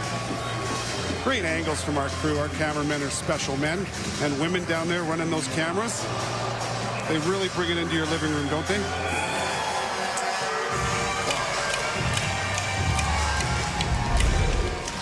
Nothing like the game in slow motion, is there? Isn't that for sure? Fastest sport on ice, and doing our best to try and slow it down and pick it apart. We were talking earlier with Landon Ferraro. He said one of the biggest changes was just how back when he played there was maybe 1 D-man, 2 D-man, or players that could make a play, and now it's almost everybody. The speed, the skating, the skill, the IQ, it is from top to bottom. It's an amazing thing, and the sport is in really good shape. Here's Logan Stankoven in over the line with Jaden Bankier. Bankier back around the boards. Korchinski right back up for Brandwood from the line and redirected wide on Milic. Siona back to center. Scrambling back for it is Brandwood. Comes Jared Davidson charging after him. And now Olin Zellweger starts up ice. Plays it ahead for Hofer. And now Gunther orders it to the line. Tip wide again. Hofer tried to scoop it to the net. And back out to the neutral zone for Brunick. Cut off at center by Schaefer. Good recovery by Ryan Michael with the poke check. And Michael's on it again. Final 10 seconds of the second. Milic from behind the net. Lays it off to Korchinski. Off the boards. Gunther to center. Schaefer fires a drive. And the final save of the period made by Dylan Ernst. Just 2 goals in the period, both for Seattle, 8 seconds apart, and they lead 3-1.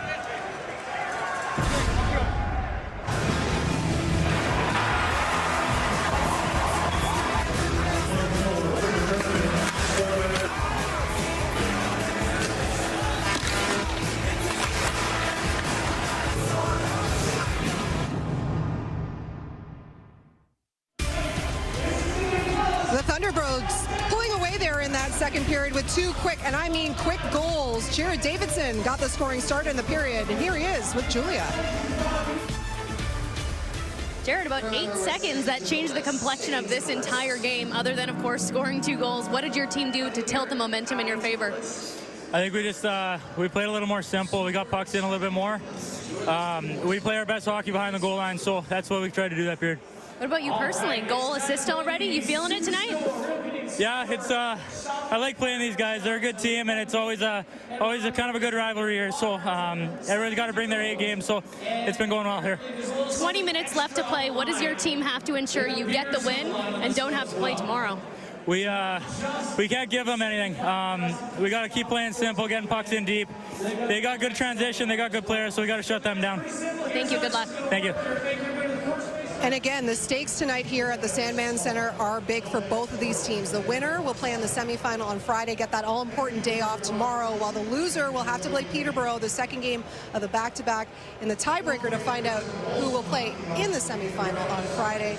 Craig, Cheryl, Laura, back with you. We got it all covered now. Okay, so Seattle with a very strong second period there. The scoring started with Jared Davidson, who led the team in scoring in the regular season. And, you know, he was so instrumental by not only scoring the goal, but what led to the goal, Cheryl. Well, yeah, and we saw him in the first period as well, just drive the mid lane and create opportunity all over the ice. And he's been really effective. And this second line, they have been excellent throughout this entire tournament. Jared Davidson doing exactly what he does best. He's causing a disturbance, and he actually creates a penalty to put Seattle on the power play as he's looking to cut to the middle of the ice. A power play that was only at 16.7% coming in, but they were able to capitalize. Mismanagement through the neutral zone, but a quick up. Davidson gets the dot, and he gets Ernst going one way and hits the other side, so he gets the tally there. But real effective second line, providing some timely secondary scoring. For every young player out there that hasn't been drafted, it's not the end if you don't get drafted, and Jared Davidson is a perfect example of that. I mean, he goes through some drafts and he ends up continuing to show what he has. The NHL scouts are always going to be watching, and so keep playing. Sometimes you're not ready to be drafted, but if you keep playing and keep showing, the scouts' eyes are always open, and Jared Davidson is a great, perfect example of that. Well, they're young, and some mature differently and grow and develop, and if you keep your eyes on, you know, as you've said to me many times, it's a process, and you got to keep your eyes on these young kids at all times to see how they are developing. There are different paths to the NHL, and there's lots of examples playing in the National Hockey League right now that can attest to that. We spoke in our pregame as well about this forward group and how it comes at you in waves. Well, it was a blink and you missed a goal because, yeah, we mentioned a couple times, 8 seconds apart, that's all it took, and this crowd got very quiet after that. Well, 8 seconds. It's a big mistake by the Kamloops defenseman, Searle, and behind the net, he just can't handle the puck, and they're right on it, though. Krinovic is right on the puck, and then he takes advantage of it right from there, Cheryl. Well, yeah, and you know, when you're going back for this puck, listen, I was a defender, and you know, when you bobble this puck below the goal line, it's real tough because you get that takeaway. Everyone's lost because you just created that turnover, so Gustafson's able to just capitalize. He's in that slot area. Listen, everyone else, you're caught out of water, including your goaltender who isn't set to be able to get square to this puck, so it winds up in the back of your net, and you got to find a way to reset. You look at Kamloops right now, they had a couple of opportunities on the power play as well, and they weren't able to capitalize. It's about resetting for them right now and finding a way to come out with a hard 20. The other thing about that goal by Seattle, everybody was ready. Yep. You know, they weren't watching as the puck went down there. Krinovic gets on the play. Jordan Gustafson jumps right to that spot. That's how you take advantage. I call it ready hockey. The Seattle Thunderbirds were ready to take advantage.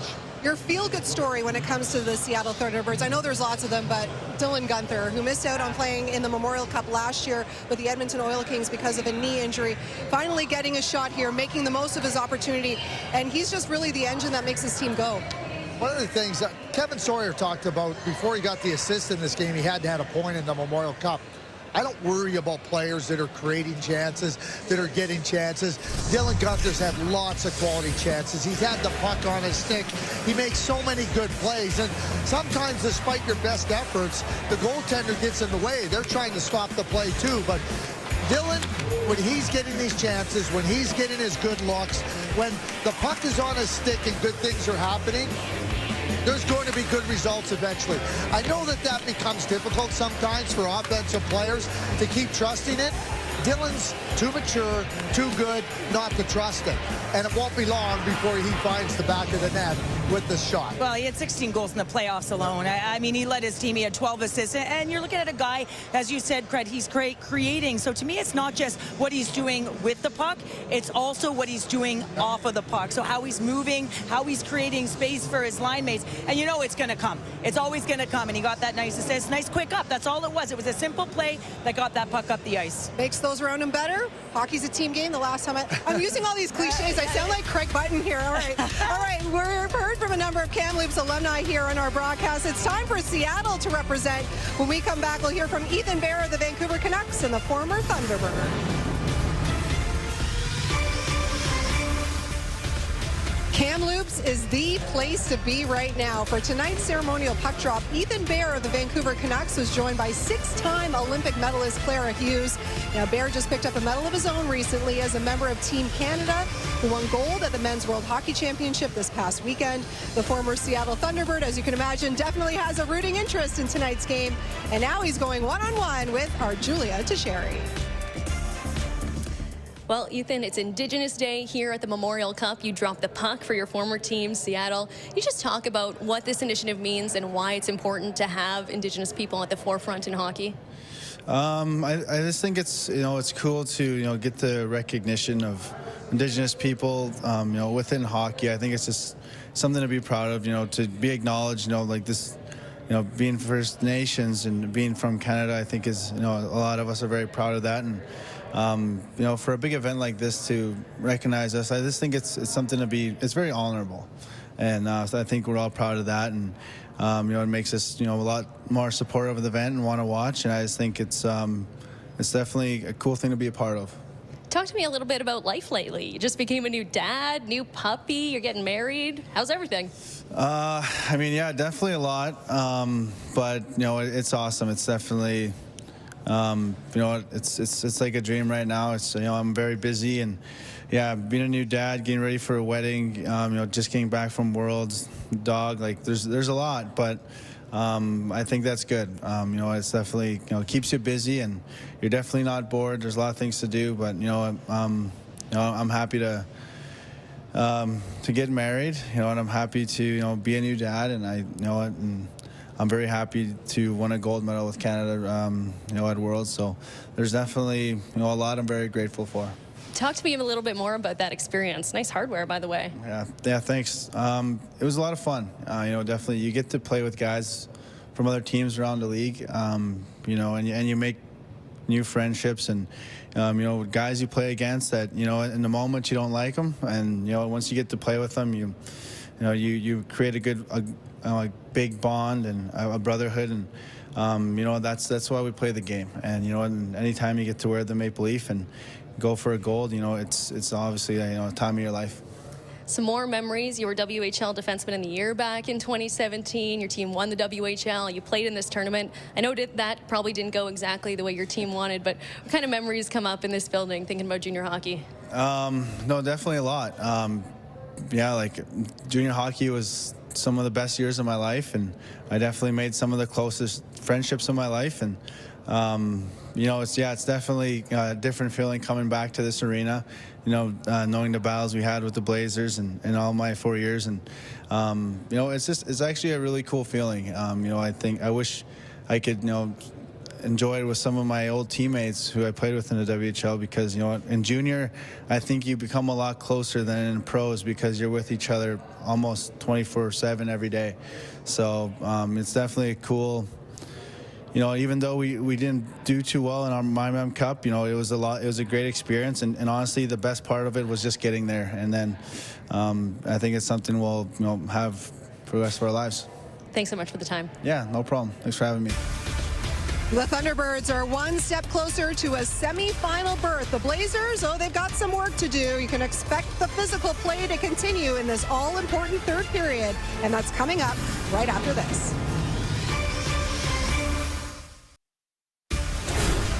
Moments away from the start of the third period in Kamloops. Look back at the second. Quick strike offense. Jared Davidson on the power play. 8 seconds later, Jordan Gustafson. Birds for Seattle, and just like that, they lead by 2. Kevin, it's a game of small margins.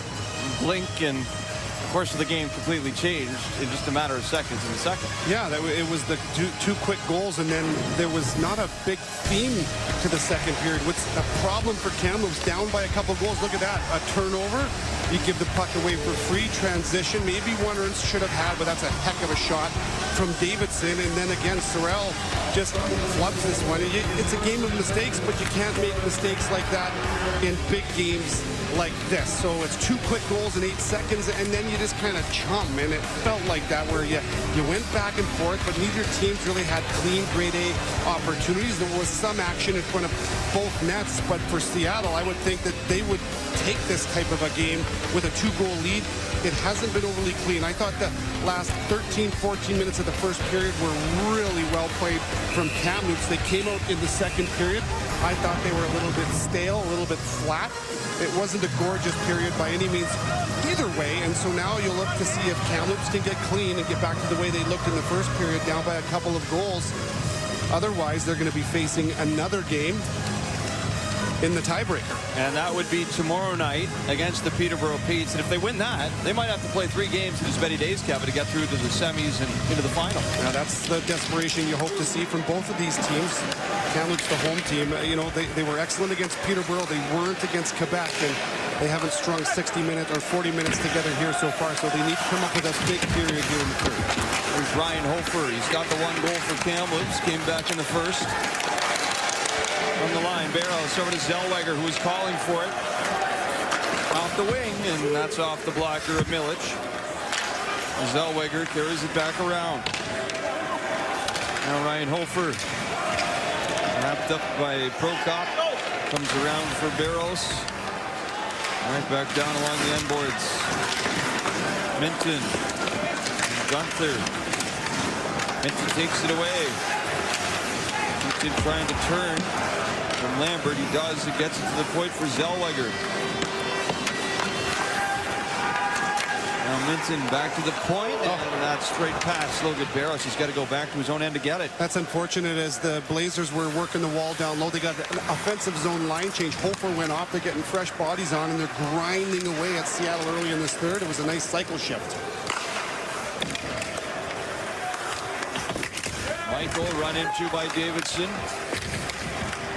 At center, Hansel wrists that in off the boards. And Kovic gives Barrows a push. Semenoff in there as well. Chips it up along the wall. Caden Bankier to center. Look out, that's right into the Kamloops bench, and everyone seems to be okay, but play is whistled down. Let's look at Olin Zellweger and the relationship he has with his feet to his hands and this escapability in the offensive zone. What makes him so dangerous as a blue line? Or he can make plays like that. He goes right then left quickly, so now he transports the puck into low ice. He gets a shot off, and he forces Milic to save it, and it's well wide, but that led to more offensive zone time. I talked about that grind and that cycle play from that line, that Hofer line. It was because Zellweger was able to attack first from the blue line. Soren Minio powers a drive high. Backed out by Van Olm. Now through center past Demick. Back up Demick, fires it right in on Milic. Deflects off of Gustafson. Sorel off to Van Olm. Demick can't get the shot through Dot. Van Olm takes it away. Stripped off to him by Mijatovic. Crossing the blue line, Nico Mijatovic, shot blocked by Sorel. Demick, short pass over to Hofer. Doc, neutral territory, just it over the line. Gustafson, hard shot for Prokop, just missed. Korchinski off to Prokop again. Another shot in on Ernst. Made the save, loose in front. And it's taken away by Olin Zellweger to the far side boards. Played right back around. Hofer. Center quickly swept in by Luke Prokop. And Zellweger looking off the boards for Sorel. It's taken by Gunther, though. Gunther to the line. Prokop couldn't get it all the way through to Dylan Ernst. That was stopped by his own man, Popovich. And Gunther touches it a little too quickly. Seattle had not tagged up at center, and it's offside. I can't tell if this is casual or if it's just not being wired mentally here for Kamloops, but they have the puck, right? And then boom, you give it away. Let's try that again. And you regroup. You spend more time in your own zone than you have to. They earn the puck back, they get it, and then they give it away again. A couple times, actually 3 that led to the last offside. So Kamloops needs to make sure that they're a lot more efficient when they have the puck on their stick, have purpose. What are we doing with it? What are my options that get going northward? Caden Bankier on the left wing. That's an easy one for Milic. Another crowd draws in front. Well, the E equals MC squared. It all starts from energy. That's the formula to their ultimate goal, the Memorial Cup. Well, you look back to that Peterborough game, it was all energy. They came out and they focused their energy, and boy, they bulldozed that team right out of the rink. Tonight, I can't tell if it's energy or nervous energy. There's been a little bit of everything, and I don't even think both teams have been really clean or very clear in their identities. It's been a little bit of everything, but if you're Kamloops here, down by a couple of goals, you better have a theme to your game, and that energy has to work for you and not against you. Right now, they seem nervous. Zellweger from the line. A good point there, Kevin. Early in that Peterborough game, when Kamloops seemed to be hitting everyone through the boards and putting up goals, the crowd was into it too. Felt like this place was about to explode. We haven't had a moment like that tonight where the crowd's really been into it the same way they were against the Petes. Agreed, and just remember and think back to how simple that was. It almost looks easy. When teams are rolling like that, it looks so simple, and it's because they have that simple mindset, and then later, that's when the fancy plays open up. You have seams because you're wearing your opponent down. It just hasn't really been that way or that feel yet. Here's Gustafson. Makes a nice move to slip past Zellweger. Passes off. Allen! Oh, and a nice save from Dylan Ernst.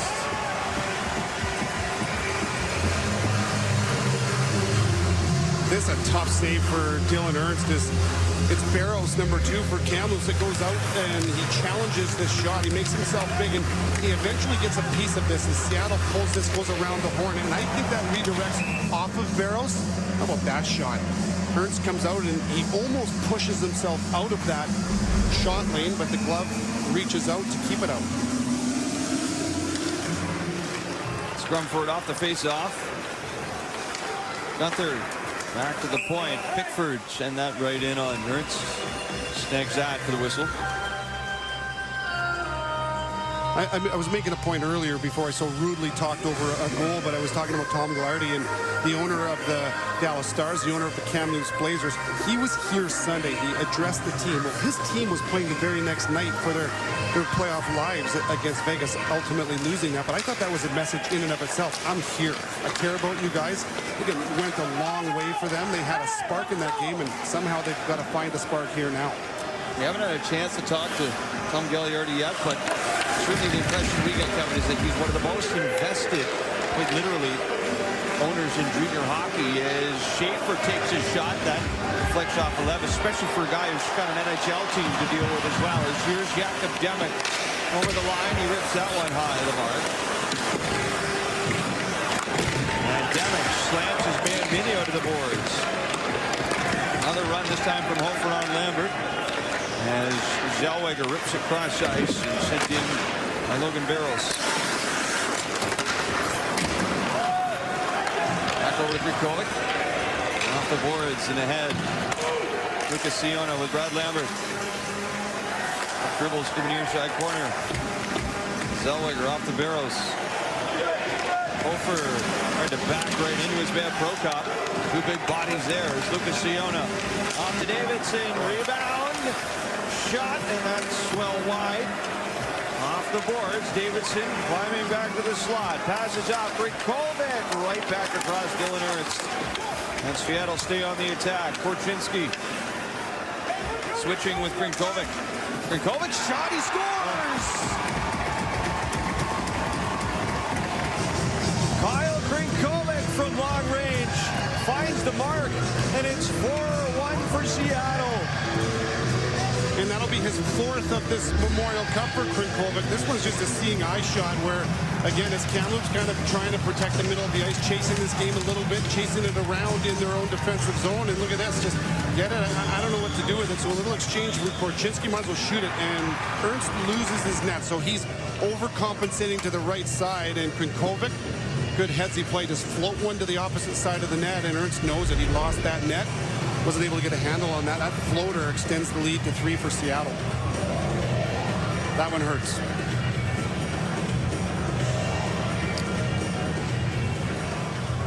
And the demonstrative Sean Clouston on the Kamloops benches. They are having another look at this. Every goal is automatically reviewed at the Memorial Cup. What do you guys Sean Clouston's talking about right now, Kevin? Well, there's no doubt that he's talking about positioning, and I'm sure that he's talking about ways to kill plays, right? Where you're passive and you're protecting the middle, but it's just a matter of time before the puck is going to end up at your net. So it's about exchanging, knowing your responsibilities, but you can't be too passive. You have to pressure, and you don't allow a skilled team like Seattle to prance around the offensive zone for too long. Otherwise, you're digging it out of your net. They have 4 times tonight.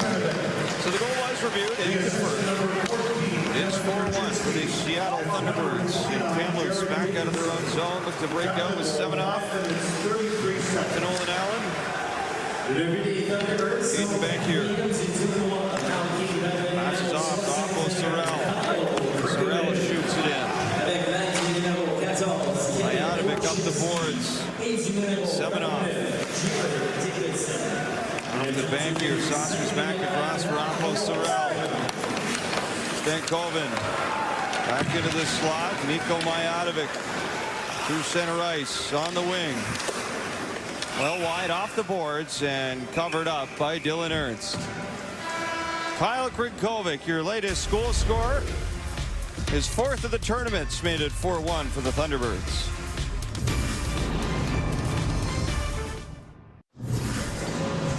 Save of the Game is brought to you by Real Canadian Superstore. Save for real at Real Canadian Superstore.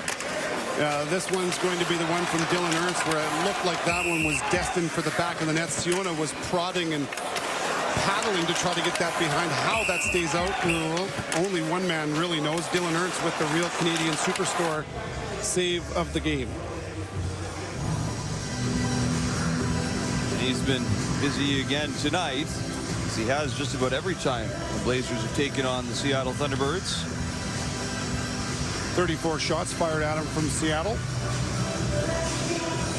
Kamloops was outshot in the first period, but they were not outplayed. It was the period that they've won, and they've yet to be able to recover that form since then. A real sloppy second period by both teams, really, and here it seems Seattle is controlling play for the most part, up by 3. Reed Schaefer off the boards, taken in by Lambert, off to Gunther. Prokop scores! What a gorgeous shot from Luke Prokop, in from the line, top shelf. And the lead swells to 5-1. Yeah, Luke Prokop with just 1 goal in the playoffs. You look back to last year, and he was nearly a point-a-game guy in the playoffs. He had 16 and 19, but he's had a role change. He's augmented his role here on this team, and job just recognizing that there's a pinch point there. 2 attackers to the net. Lambert and Gunther, well, that second layer, Prokop recognizes, steps into that, puts that top corner, and boy, this place is quieting down. 4-goal lead for Seattle, 5-1. Once again, 2 goals relatively quickly, one after the other. Just a minute 4 between the last 2 goals for Krinkovic and Prokop. A couple overagers getting in on the scoring. 13 minutes to go, a 4-goal deficit. Here comes Logan Stankoven with Semenoff. Stankoven cutting across, sends a shot right into the breadbasket of Milic, and he hangs on. Well, you've got elite players. You got a heck of a coach in Matt Audette, and how about Bill LaForge, who won the Executive of the Year in the Western Hockey League, along with Thomas Milic, who won the Goaltender of the Year. You look at the body of work from Bill LaForge. 54 wins, a franchise record. The trades to bring in Dylan Gunther, Brad Lambert, Nolan Allen, Krinkovic. You talk about Prokop, who came in early in the year, which was a key move to bring a guy that has more Memorial Cup experience into the locker room, acclimated with the group. They found their chemistry, and Bill LaForge has done a nice job piecing this group together. LaForge's name goes back decades in the Western Hockey League. As Brunick takes a shot, that's caught by Milic. His father, Bill LaForge Sr., coached a couple years at Kamloops from 82 to 84, when they were known as the Junior Oilers back then. Coached at a Memorial Cup. Dean Evison was part of his team, and a brief stint in the NHL as well with the Vancouver Canucks as head coach. Yeah, for Seattle, the 4th time in 8 years they represented the Western Conference, and of course the 2nd time to the Memorial Cup dating back to 2017. Turning back the clock a bit with this matchup, Kevin. Back to 1992, the roles were reversed. Seattle hosted the tournament that year. They played Kamloops twice, and they lost both times to them. As Kamloops will go on to win in 92 and then do it again in 94 and 95. As Jordan Gustafson plays it back to the line. Sawyer Minio over to Pickford. Right off the shin guard of Kiefler back to center. Now Demick pressured by Doc. Brunet back to center. Kiefler on the back end. Demick collides with his man Pickford. First nearly took out Gunther as he's got the puck. It's dealt with by Luke Prokop. And back toward Barros. Chops it to the corner again for Firster. Around the boards. Oppo Sorrell. High around the glass. And Emmett Finney on it. Plays it back down low for Firster from behind the net. Going to swirl it out in front. Schaefer off the boards to center ice as Oppo Sorrell shoots it in. Bit of a weird deflection off the glass and right to Thomas Milic. He's forced to cover. Well, you got to go through your bumps and bruises and pain to get to these levels, and you have to have some experience as well. And there's been some experience for sure in the lineup. Of course, Dylan Gunther, Prokop paying for Seattle, and then Jakub Demick for Kamloops. All three were teammates last year in the Western Hockey League champions. Of course, they went to the Memorial Cup in St. John, and those three are very familiar with each other. Been there, done that, and Dylan Gunther is looking to change the results from last year. Shea Van Olm, part of that Edmonton team last year too, although he did not suit up in the Memorial Cup in St. John.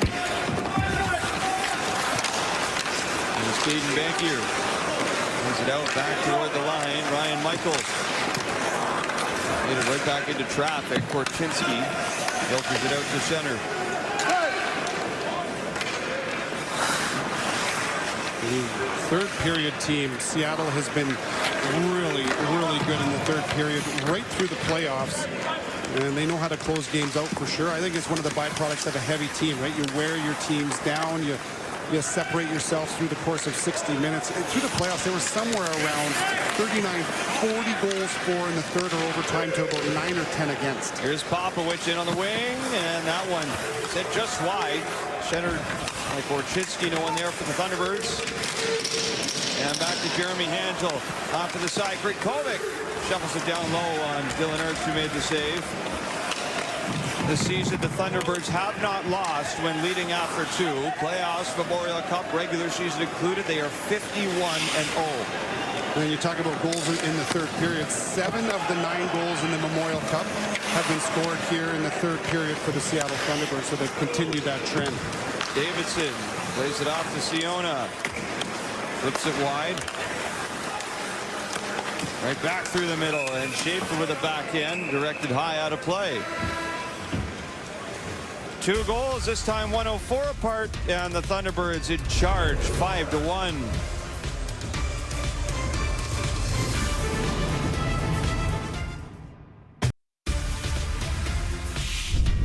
The CHL on TSN is proudly presented by the all-new Kia Niro EV. Start your EV journey today.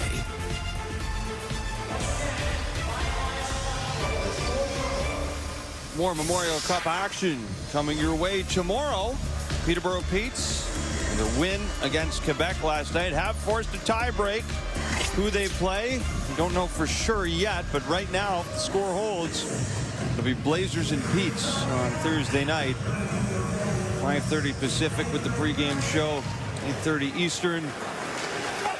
And the winner of that would move on to face Seattle in the semi. Of course, Quebec have already booked their ticket to the Memorial Cup final. They've got a few days to regenerate and watch the action here. They'll play again on Sunday afternoon at 4 o'clock local time. Well, I'm no tarot card reader here, but the score is going to hold, barring a miracle here for Kamloops to find their game, because it feels like their spirit has been broken here in this one, where we're looking to our broadcast right often, and they haven't really been able to get to any kind of a game that makes sense down by 4 goals. This one's all but over unless they can really find something new. Here's Minio, shot deflected. Jakub Demick down the ice up Prokop. Demick has it poked away by Prokop. Taken in by Zellweger as he sends it across. Flipped out. Ryan Michael. Off the glass to center. As Caden Bankier skating up ice. Michael from the neutral zone. Pushes it in. And Korchinski turning around. Right off the cage Bankier. Korchinski gets it back in on the left side. Plays it ahead of Lambert. Lambert to the corner. Back to Jeremy Hansel. Cross for Korchinski.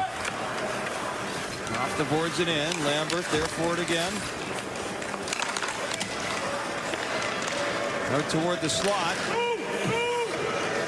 And Ethan Brandwood off the boards to center.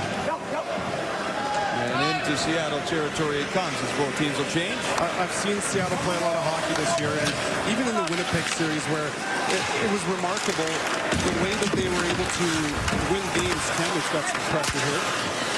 Delayed penalty on the play as Seattle touch it. Arm in the air. There's going to be a high sticking penalty assessed on the play. That'll be the third power play for Kamloops.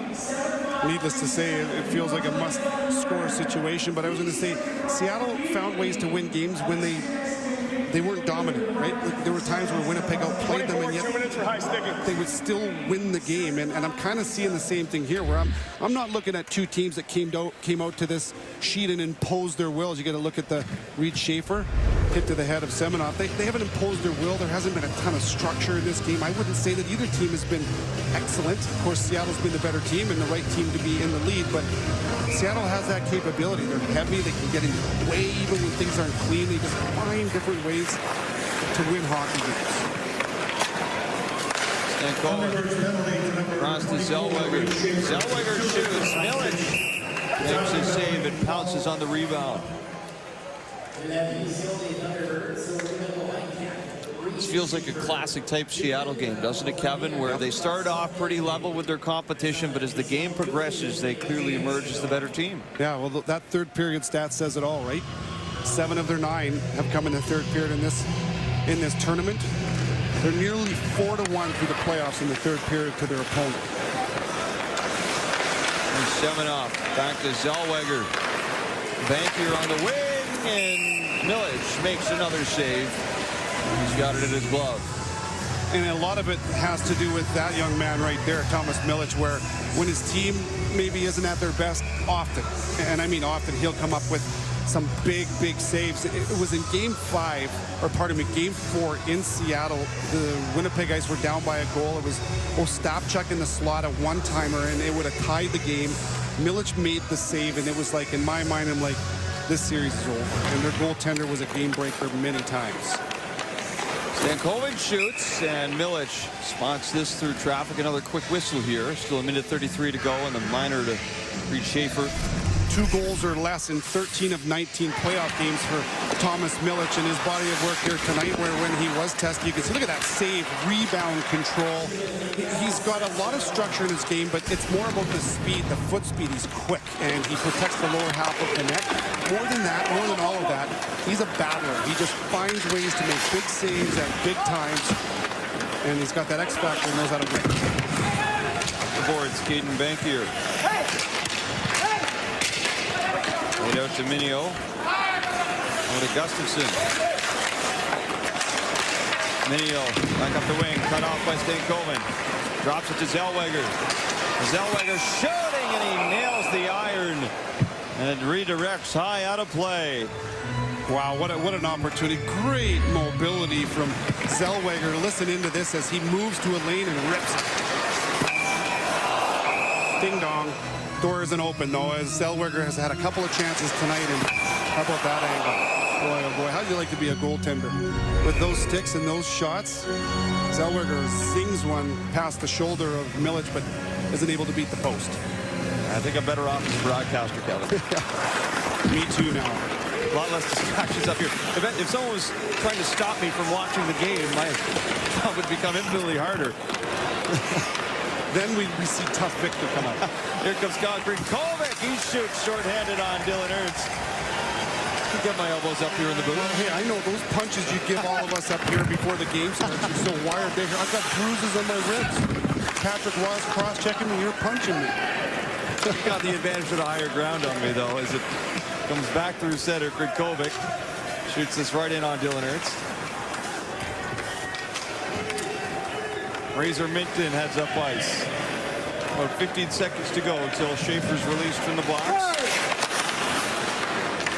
Oppo Sorrell. Not to Dummett.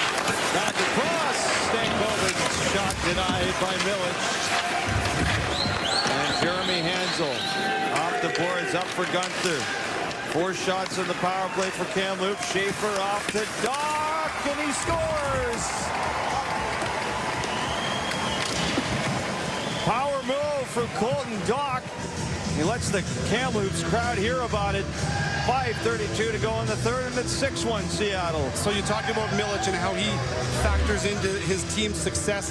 Look at this, is a seam broken right through the gut of the ice. He made that look easy against Stankoven, who is a sharpshooter. So you make the save, and now your team transitions to a breakout, and this happens. A real nice power move from Colton Dock. A save at one end, a goal at the other end, and it's kind of been that kind of a night. Milic has had a huge part of this, and this is a commanding lead now, 6-1 Seattle. Ryan Michael back at his own end. Colton Dock, former minor hockey teammate of Olin Zellweger. Kyle Masters was on that team as well back in Edmonton. It comes around the boards for Lucas Siona. Lets it go to Davidson. Jared Davidson off the wing. Rolls it well wide. Back to the point. Korchinski's shot is blocked.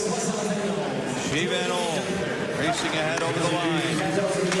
Stankoven canceled out by Pickford. And Siona. Back to McNelly. Siona rolls it in from center. Ernst out to stop it behind the net. Here comes Harrison Brunet. Fires off a pass to Sador. Bats it out of the air. Nails his man Schaefer to the boards. Back to Sorrell. Venturing out of the net is Milic. Off to the far side. Brunet. Off to Sorrell. Rolled around for Furster. Couldn't do anything with it though behind the net. Schaefer. Pushed off the boards, out to center, scrambling after it, Brad Lambert.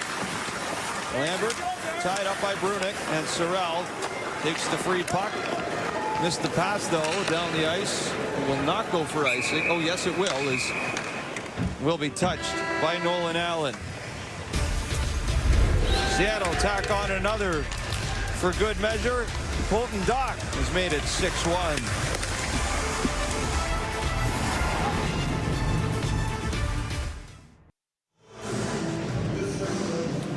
Well, Seattle's certainly comfortable here in the Sandman Center. You look back to the last 3 games that these teams have played in this building, back to the Western Conference Final. Game 4 was an 8-4 routing from Seattle. They come back and win it 4-2 in Game 6. And then, of course, the score 6-1 tonight. That's 18 goals for, 7 goals against on home ice for Kamloops against the Seattle Thunderbirds team. They've certainly had the Blazers number here.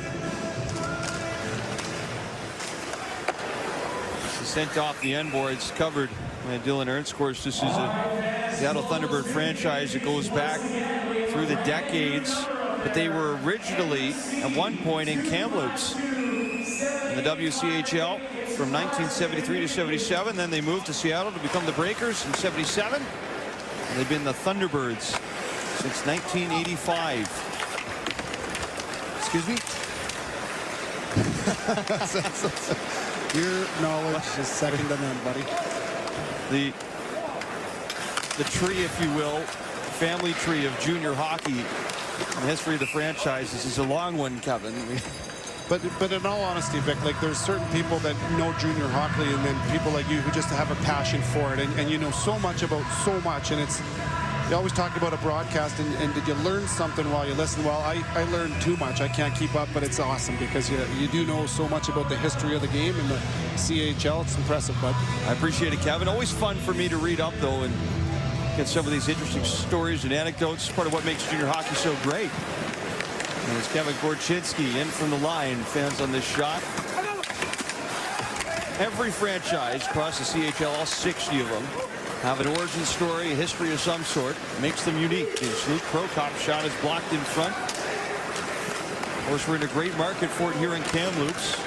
Great tradition of hockey in this part of the country. There's Ryan Hofer in over the line. Milic backtracked into his net, but this shot was well wide. And here comes Zellweger. Carries it around. And goes right back to the near side. Zellweger leaned out by Korchinski. Turns it over to Michael. And right back around it comes for McNelly.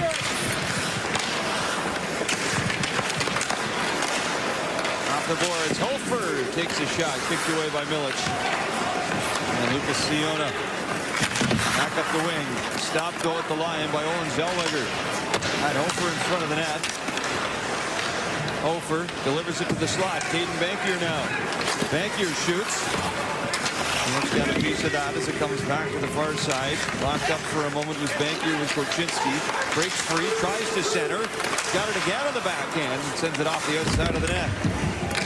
And all the way around the glass it comes down the ice for an icing. On the second intermission and walked in the press box here and had that little chat with Daryl Sador and Mark Recchi. Two of the four owners not happy men, needless to say, and of course Shane Doan and Joe McGinley both, I believe, are in the building tonight. It's a proud town, a proud history, proud franchise, and those are four proud men that have had their Seattle. Day here in Kamloops. You see Drome and Shane Doan both winning 2 Memorial Cups in '94 and '95 here in Kamloops. Talked about Tom Ghilardi earlier, the majority owner of this franchise as well, and right now all of them scratching their heads looking for answers here as they're down by 5 and going to be forced to play in a tie break. And if they want to win this Memorial Cup, they will end up playing 4 games in 5 nights. That will not be an easy task. Back at it tomorrow, 8:30 Eastern, 5:30 Pacific, with the pre-show for the tie-break game that appears to be Kamloops versus Peterborough.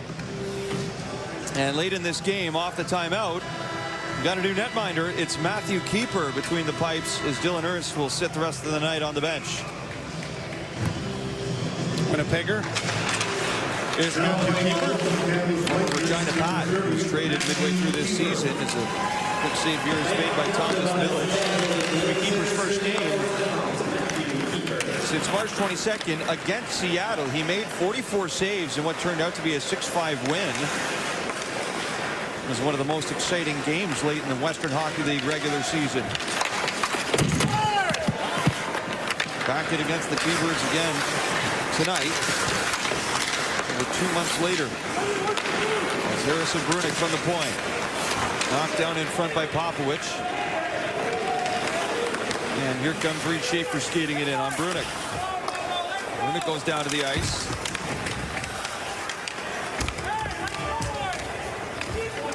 You pile into the corner. Last minute of play now. Nearly a formality at this point. Play is stopped with 54.3 seconds to go on the clock and a 5-goal spread. Well, it hasn't been easy for Kamloops. Certainly hasn't been easy for Dylan Ernst, as he's allowed 16 goals against in his just under 3 games played here in the Memorial Cup. There's been a few that he'd probably like to have back, no doubt about that.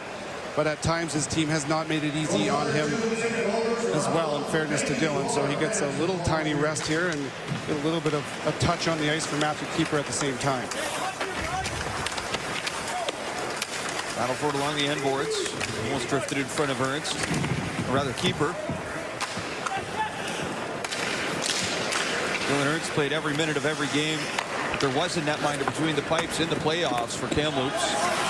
Same can be said for Thomas Milic. He's got a pretty good backup behind him, and Scott Ratzlaff.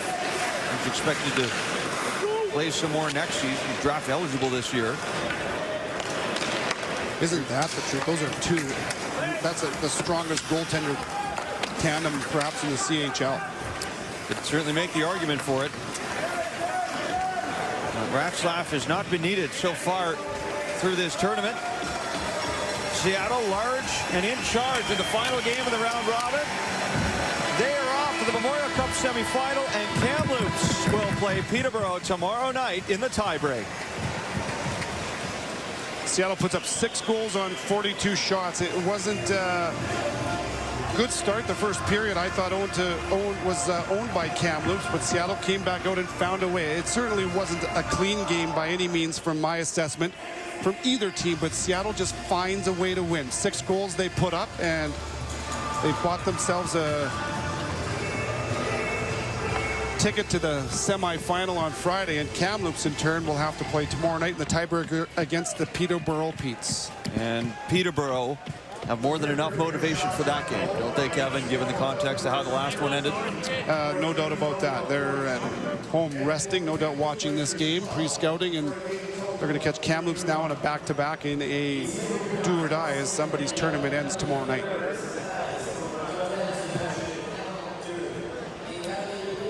Three more games left in the CHL season for 22-23. And it doesn't get better than win or go home hockey, does it, Kevin? No, it certainly doesn't. You look at the top of the charts here, Quebec Ramparts have been excellent and almost surgical in their 2 wins. They automatically advance to the Memorial Cup final on Sunday. Seattle in the semifinal, and we'll have to wait one more night to find out who will join them. The president of Widmark Canada, your property restoration specialists. Tonight's player of the game from the Seattle Thunderbirds is number 6, Luke Prokop. And Luke Prokop comes out to a nice round of applause. He's your player of the game, had himself a beautiful goal. He scored 4 in the regular season, 1 in the playoffs, and reminding us all that he can still shoot the puck from time to time. I just love the humility in his game where he was able to come in here as an overage, change his role a little bit, more of an offensive guy last year, power play guy this year, more of a pass first, shot blocker, defensive style, and he's embraced the role. Do or die hockey from here on out. It'll be Pete's and Blazers tomorrow in the tiebreak from Kamloops.